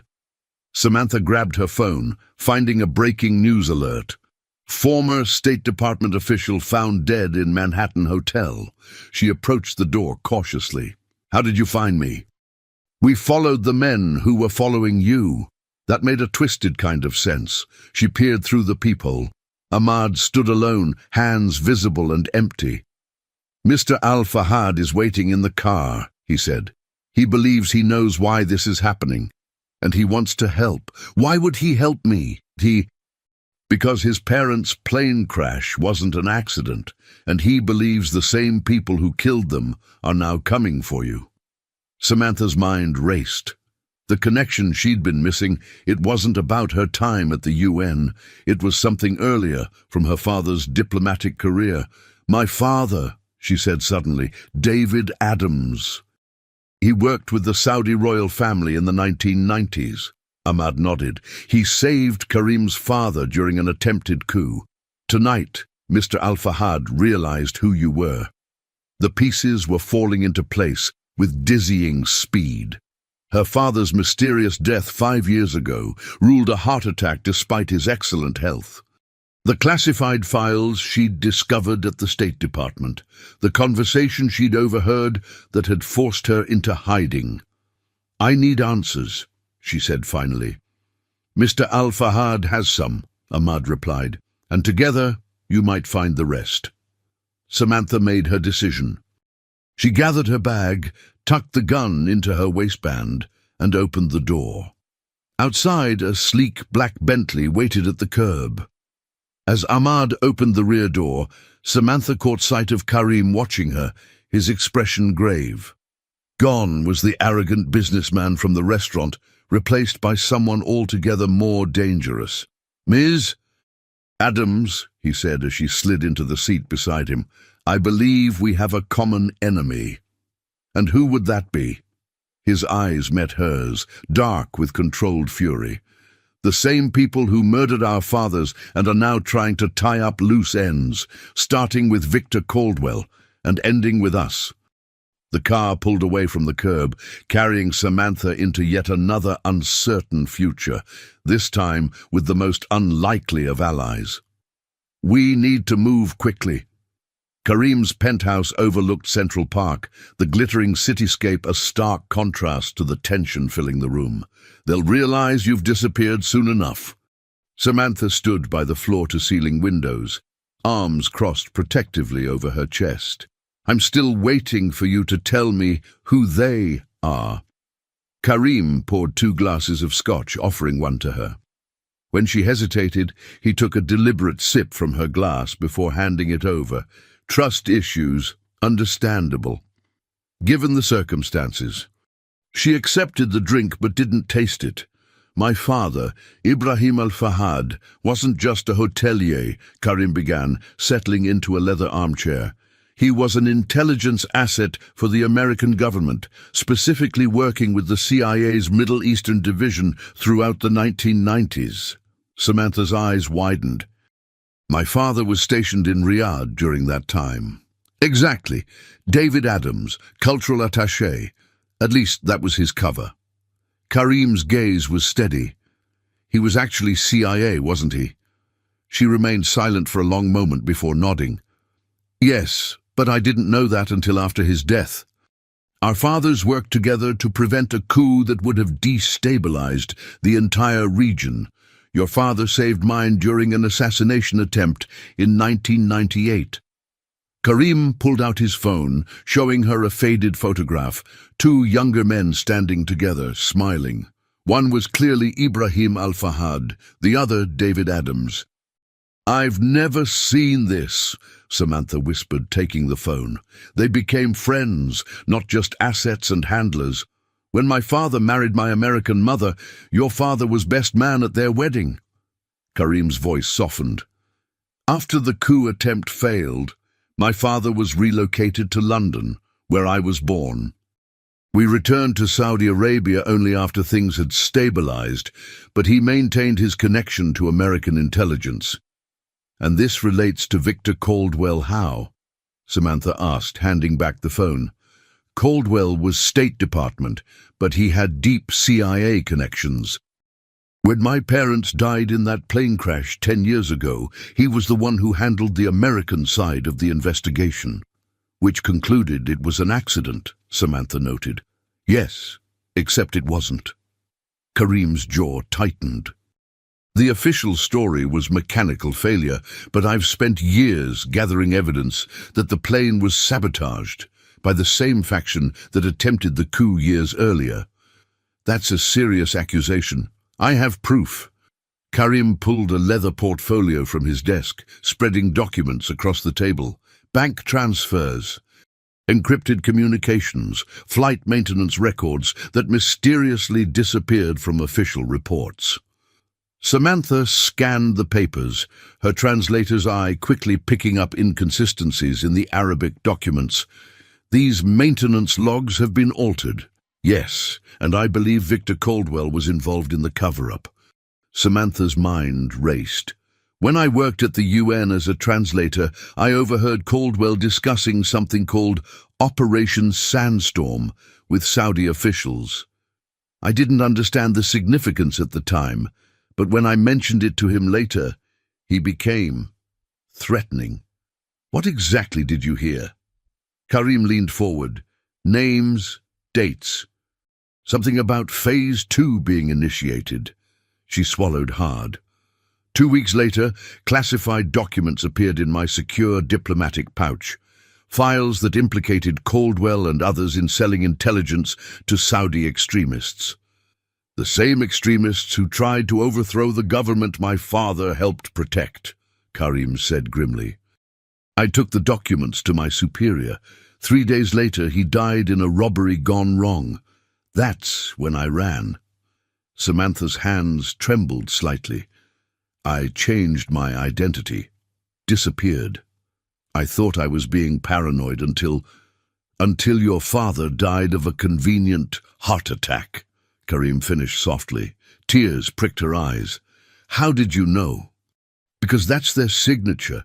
My mother's brother died the same way 6 months after my parents. Clean, untraceable." Samantha finally took a long swallow of scotch. "So, Victor's death wasn't your fault. It was a message. They're cleaning house, eliminating everyone who might connect them to Operation Sandstorm." Karim's eyes met hers. "Including us. Why now? After all this time?"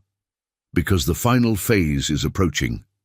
Karim pointed to a document showing a complex transaction. "They've been siphoning billions from Saudi sovereign wealth funds for years, using shell companies and cryptocurrency to hide the money.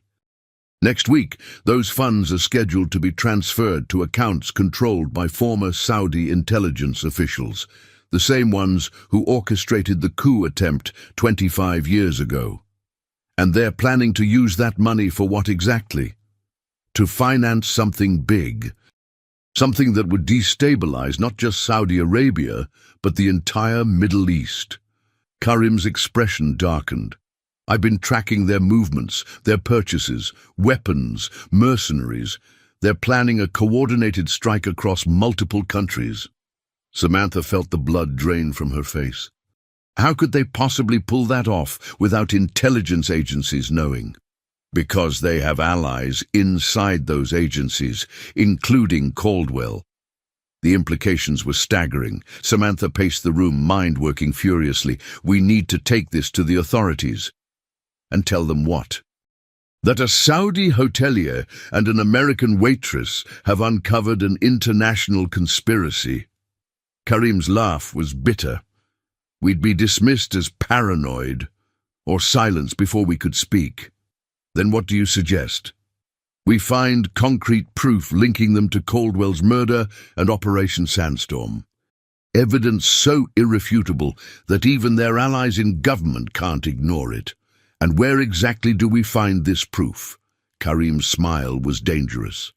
The annual Falcon Charity Gala is tomorrow night at my flagship hotel. Mohammed bin Rashid will be there. The man, I believe, orchestrated my parents' death and this entire operation. You want to confront a terrorist at your own charity event? No, Karim replied smoothly. I want to steal the evidence from his hotel suite while he's at my charity event. Samantha stared at him in disbelief. You can't be serious. Deadly serious. His security will be downstairs watching him. His suite will be vulnerable. That's insane. Even if we could access his room, what makes you think he'd bring incriminating evidence with him? Because I made sure he would. Karim's eyes gleamed. I've spent 10 years building this hotel empire for one purpose. To get close to these men, to earn their trust, to lure them into my territory. The realization dawned on Samantha. This whole time, your business, your success, was a means to an end. Karim's voice hardened. Justice for my parents. Samantha felt a newfound respect mingling with apprehension. She'd misjudged him. Beneath the arrogant billionaire exterior was someone driven by the same need for truth that had consumed her life. I still think this is crazy, she said finally. Do you have a better plan? She didn't. Besides, Karim added, you speak 6 languages and managed to disappear completely for 2 years. I suspect breaking into a hotel room isn't beyond your capabilities. Despite everything, Samantha found herself smiling. I never said I couldn't do it. I just said it was crazy. So you'll help? Their eyes locked, an unspoken understanding passing between them. 2 people from different worlds, connected by shared tragedy and a dangerous mission.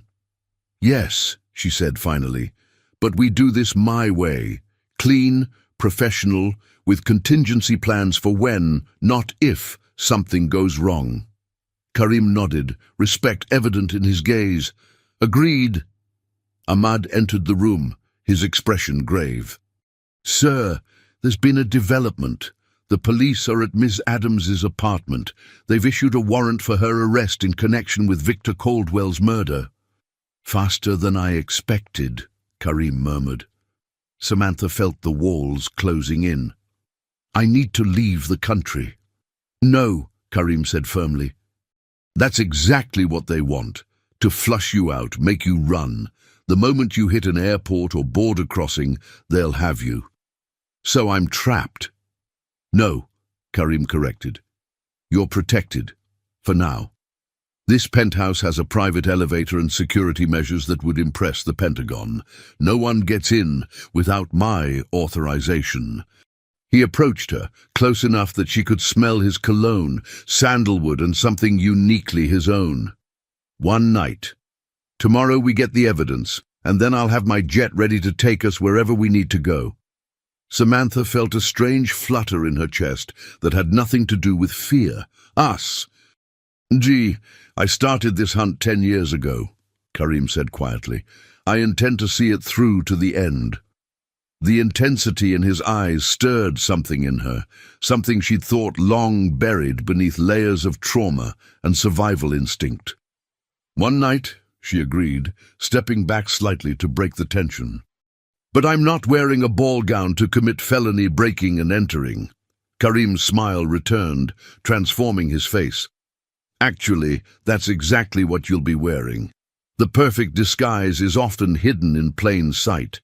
For the first time in years, Samantha felt a spark of hope amidst the danger. Tomorrow would change everything, one way or another.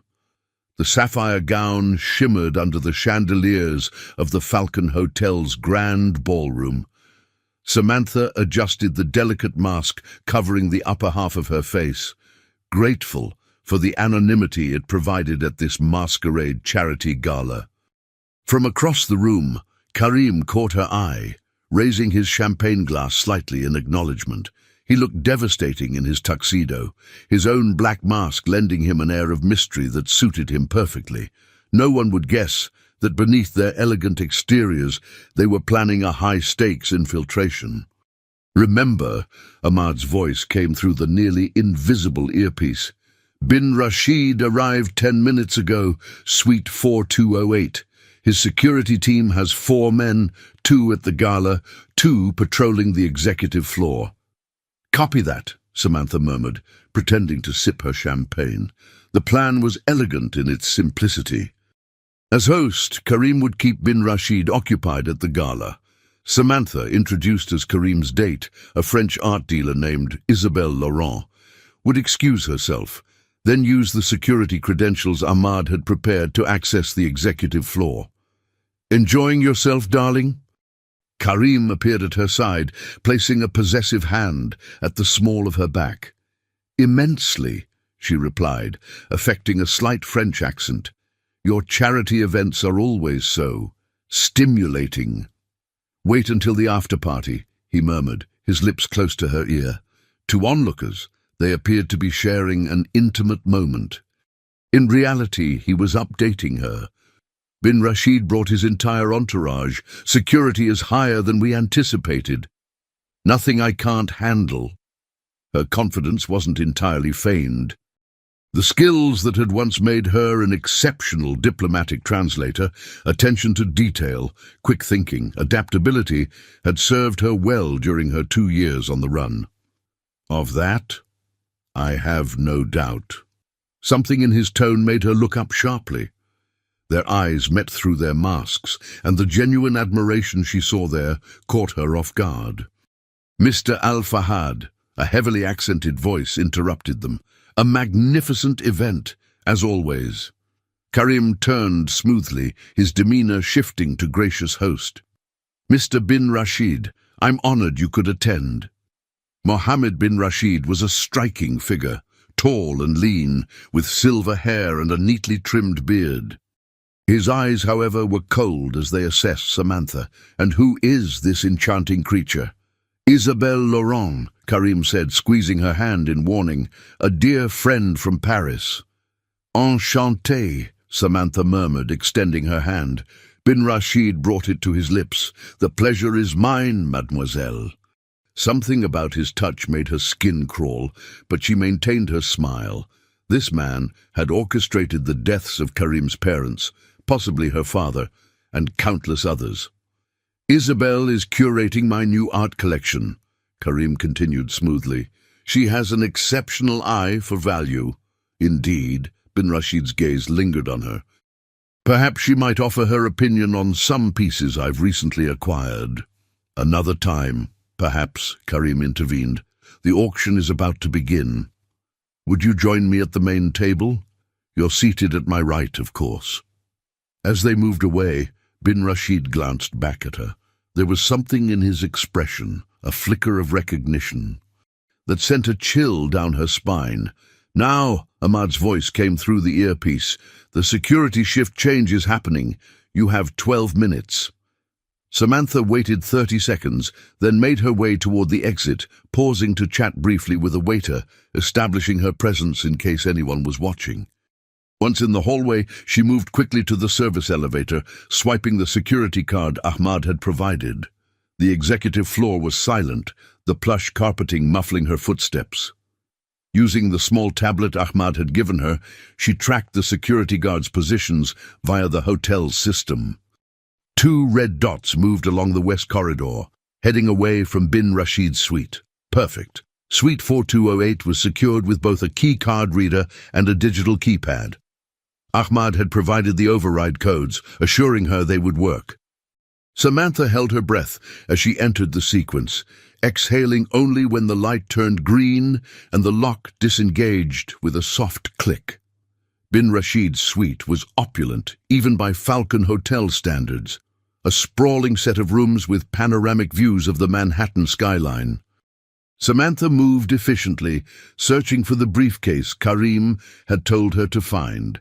Bin Rashid never traveled without it, a custom-made Hermes piece with distinctive gold hardware. She found it in the bedroom, locked inside the closet safe. The override code worked here too, and the safe door swung open to reveal the briefcase. "I've found it," she whispered into her communicator. "Beginning extraction."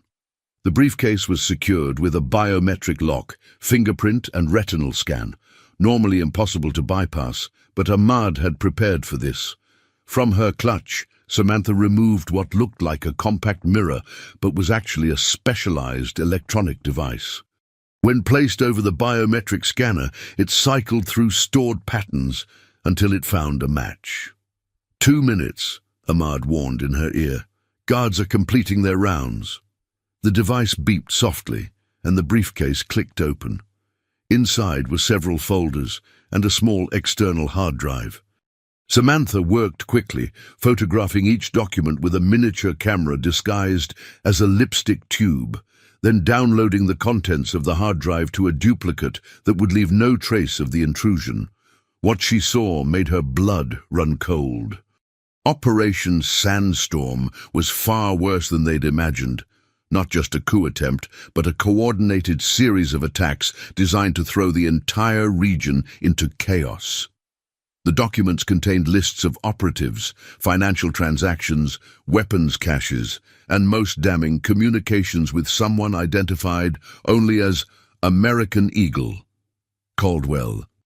The evidence was irrefutable: emails, photos, bank transfers, all linking Bin Rashid, Caldwell and others to a conspiracy of staggering proportions. 30 seconds, Ahmad urged. Samantha finished the download, replaced everything exactly as she'd found it, and closed the briefcase. She returned it to the safe, reset the lock, and was halfway to the door when she heard voices in the corridor. "Check on the package before rejoining Mr. Bin Rashid. Guards, coming to the suite." Samantha froze, calculating options. The bathroom? Too obvious. Under the bed? Juvenile. The balcony? Possibly, but risky. 42 floors above Manhattan left little margin for error. The voices grew closer. The card reader beeped. In a split-second decision, Samantha slipped behind the heavy floor-length curtains just as the door opened. She controlled her breathing, standing perfectly still as footsteps entered the suite.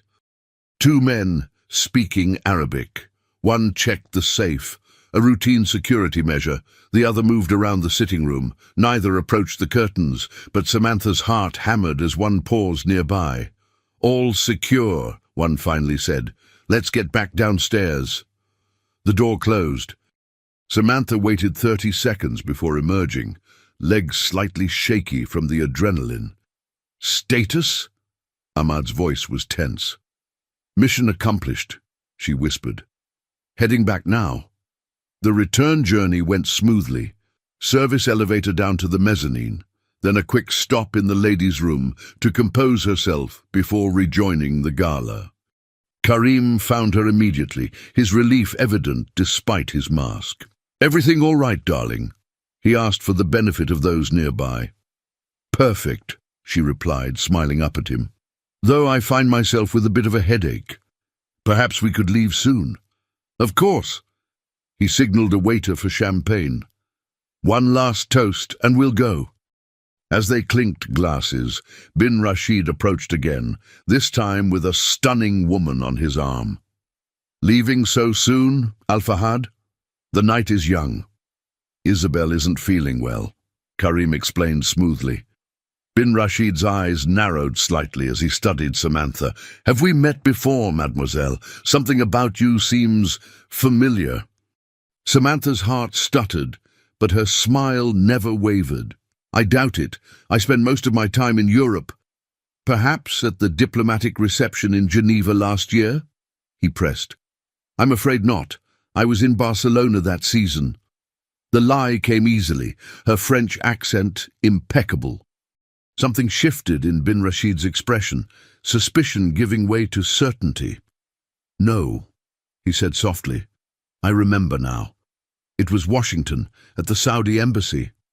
Ice flooded Samantha's veins. She had attended a function there during her UN days. Had he seen her? You're mistaken, Karim interjected. Isabel has never been to Washington.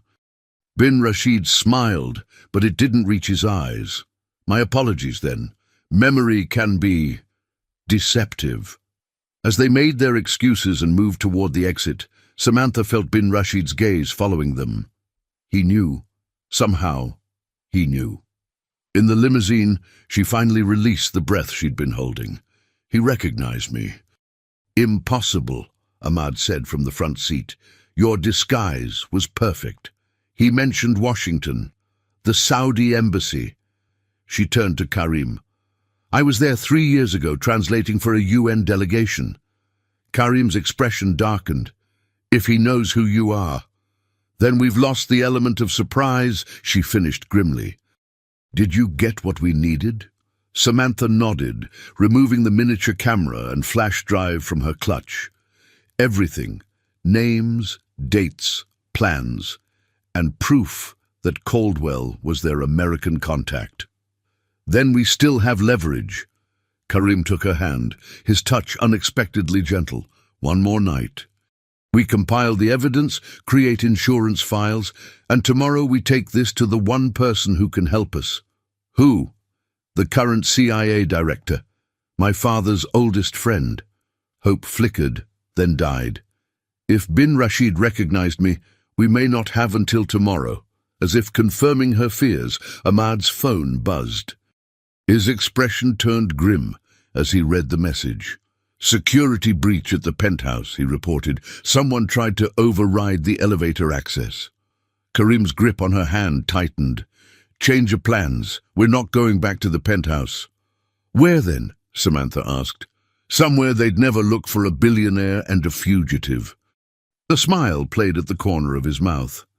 My mother's old apartment in Queens. I kept it after she died. Never listed it under my name. As the limousine changed direction, heading toward the Queensboro Bridge, Samantha felt a strange sense of inevitability. In less than 24 hours, her world had been turned upside down yet again. But this time, she wasn't running alone. She glanced at Karim, finding him already watching her, his dark eyes intense. Why are you helping me? She asked softly. You could have handed me over, saved yourself the trouble. Because 10 years ago, I made a promise over my parents' graves to find the truth no matter the cost. His voice dropped lower. And because when you answered me in Arabic at the restaurant, I saw something in you that I recognize in myself. What's that? Someone who refuses to be broken by circumstance. The simple truth of his words touched something deep within her. For the first time in years, Samantha felt truly seen. As the city lights blurred past the windows, she allowed herself to lean slightly against his shoulder. Tomorrow would bring either justice or ruin, but tonight at least, she wasn't facing it alone. Dawn broke over the Queen's neighborhood, painting the modest apartment in soft golden light. Samantha sat cross-legged on the living room floor, surrounded by printouts of the evidence they'd stolen. Beside her, Karim reviewed financial records on his laptop, his suit jacket discarded, sleeves rolled up, tie loosened, a far cry from the polished billionaire the world knew. Ahmad entered, setting down coffee and the burner phones he'd acquired overnight.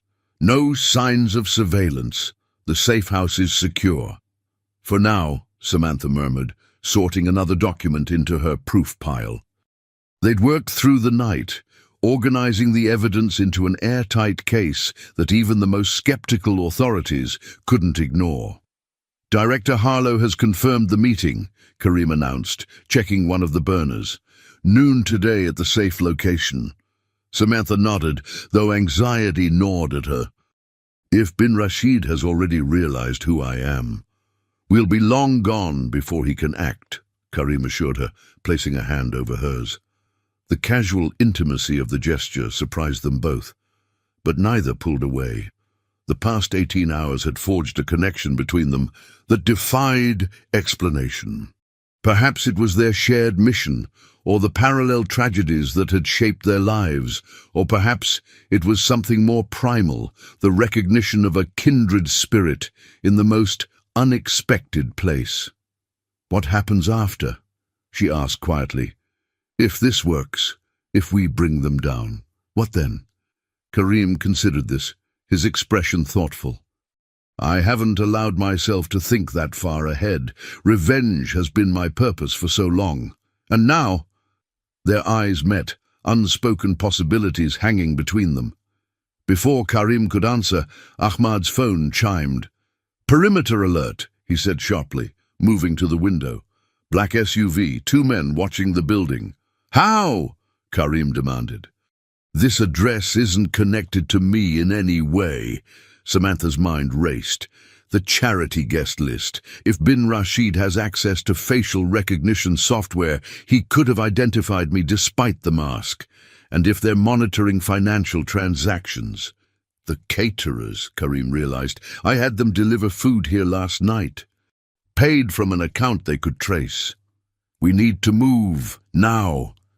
Ahmad was already gathering the evidence, shoving it into a secure briefcase. They had prepared for this contingency. The apartment had 2 exits, the main door and a fire escape accessible through the bedroom window.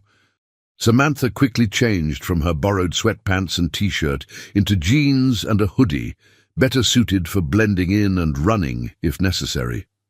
Karim emerged from the bedroom similarly dressed in casual clothes that would have been unrecognizable to anyone accustomed to seeing him in bespoke suits. With a baseball cap pulled low over his eyes and stubble darkening his jaw, he looked like an entirely different person. "Director Harlow is sending a security team," he informed them, checking the second burner phone. "ETA 20 minutes. "We may not have 20 minutes, Ahmad warned, peering through the blinds. 2 more men just joined the first team. They're approaching the building. Samantha felt the familiar surge of adrenaline, the same sensation that had kept her alive for 2 years on the run. "The fire escape. We can reach the subway before they realize we're gone." "And risk being separated," Karim shook his head. "We stay together." "There's no time to argue," Ahmad interrupted. "They're inside the building. A decision was made in seconds. Ahmad would create a diversion at the front entrance while Samantha and Karim escaped via the fire escape with the evidence. They would meet Director Harlow at the backup location, a boathouse in Central Park that Harlow had used for off-the-books meetings for years. "Be careful," Karim told Ahmad, clasping his shoulder. "You too, sir." Ahmad's usual formality slipped, revealing the friendship beneath their professional relationship. "It has been an honor." Samantha felt a lump in her throat at the simple exchange. These men had risked everything: Karim's empire, Ahmad's career, their very lives, all for justice, for truth, for her. They moved swiftly to the fire escape, the metal creaking beneath their weight. 3 floors down, they heard shouting from above. Their pursuers had found the apartment. "Move," Karim urged, helping her navigate the last ladder to the alley below. They ran, the briefcase of evidence clutched tightly in Samantha's arms. Karim knew these streets from his childhood visits to his mother's home, leading them through a maze of alleys and side streets to throw off any pursuit. The subway station appeared ahead, salvation in the form of crowded anonymity. They descended the stairs just as a train arrived, slipping inside as the doors closed. In the relative safety of the crowded car, Samantha allowed herself to breathe. Beside her, Karim checked his watch. 90 minutes until we meet Harlow. "Will Ahmad be okay?" "He can take care of himself," no concern lingered in him. "And he has diplomatic immunity through my company. They can detain him, but they can't hold. The train rocked gently as it moved through the tunnel, the mundane normalcy of commuters around them, a stark contrast to the life and death stakes of their mission. "Thank you," Samantha said suddenly, "for believing me, for helping me." Karim studied her face, reaching up to tuck a strand of hair behind her ear. "I should be thanking you. For 2 years, I've been collecting evidence, building my case piece by piece, but it was you who found the final proof we needed." The tenderness in his touch, so at odds with the arrogant man she'd first met at the restaurant, made something flutter in her chest. How strange that in the midst of danger, on the run for their lives, she should feel more alive than she had in years. "If we survive this," she began hesitantly. "When we survive this," he corrected. "When we survive this," she amended with a small smile. "What will you do? Go back to your hotels, your life?" Karim's expression grew serious. "That life was built on a foundation of vengeance. Once that purpose is fulfilled—" He shook his head. "I don't know who I am without it." "You're the man who turned $1 million bet into a mission for justice," Samantha offered. "The man who saw value in a waitress when others saw only someone to be dismissed." His smile transformed his face, erasing years of hardened determination.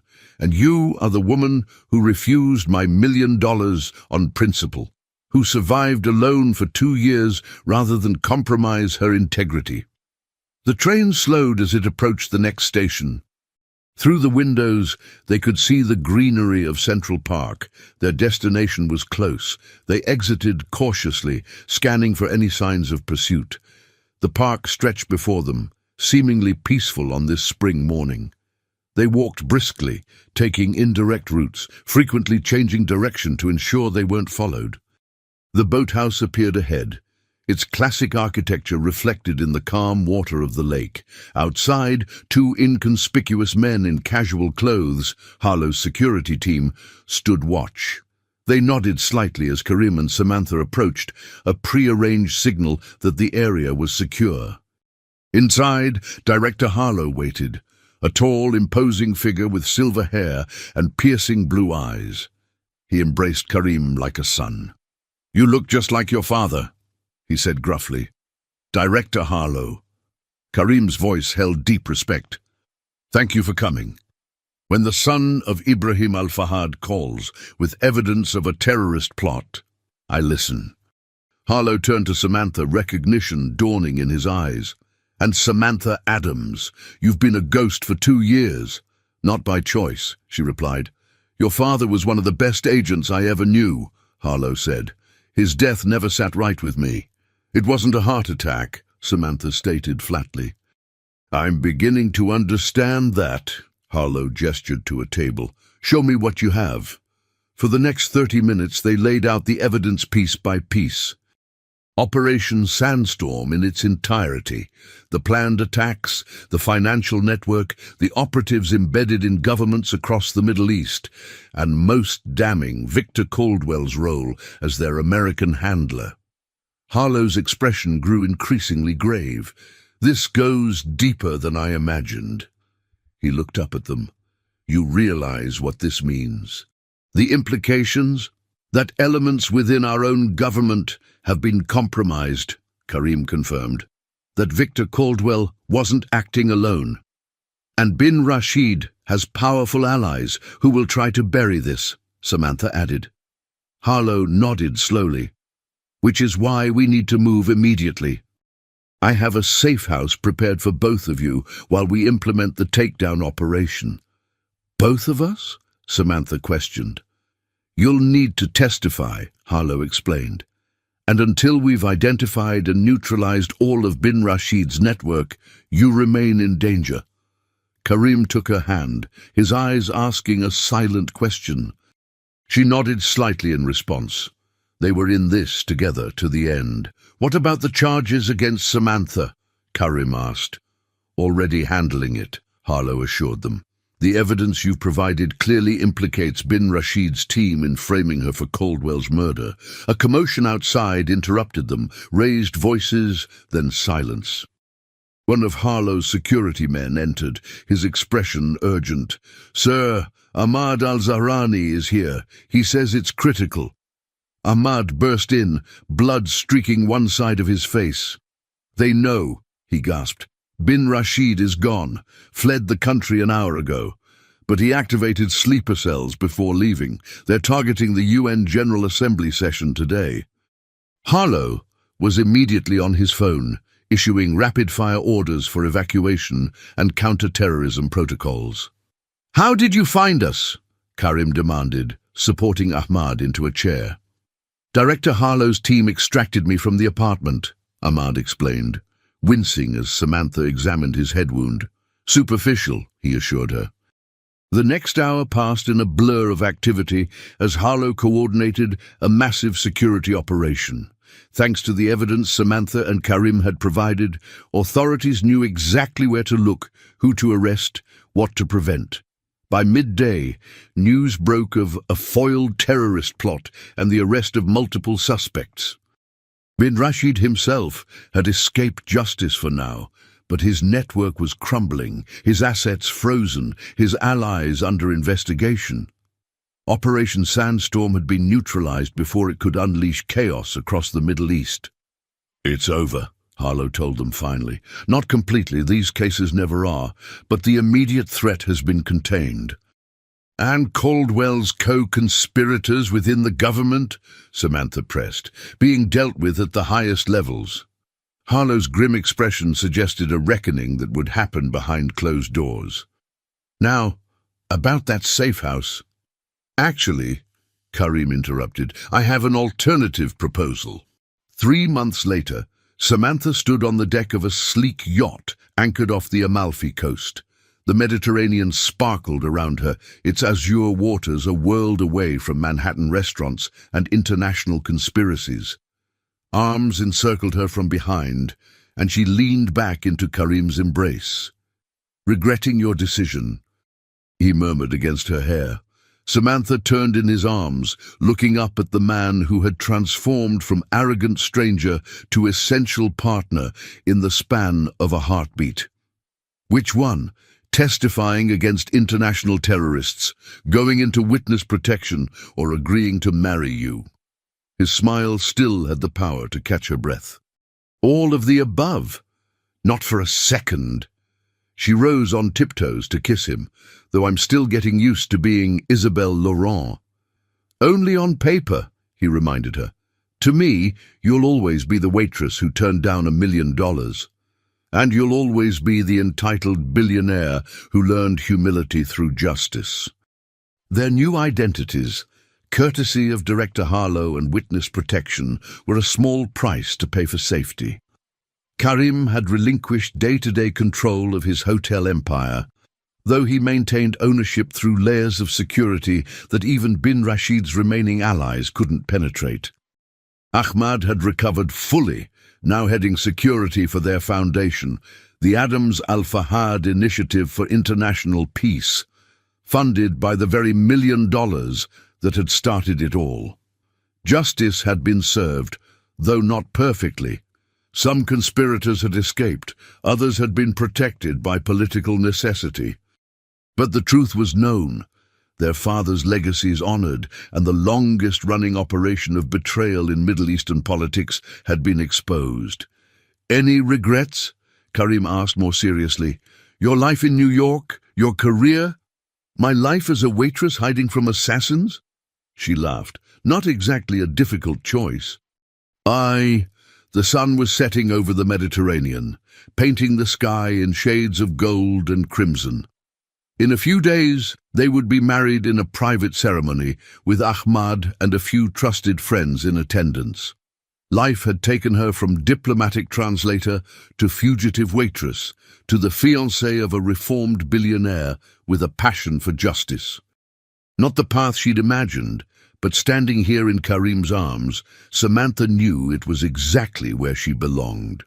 "You never did tell me," she said suddenly. "That night at the restaurant, when you offered me $1 million, did you ever imagine it would end like this?" Karim smiled, drawing her closer. "Honestly, no." But I'm beginning to think it was the best investment I ever made." As their lips met, Samantha silently agreed. Some things were worth far more than $1 million. Truth, justice, and love that began with an arrogant challenge in a New York restaurant and culminated in redemption on the shores of the Mediterranean. Sometimes the most unexpected beginnings led to the most perfect endings.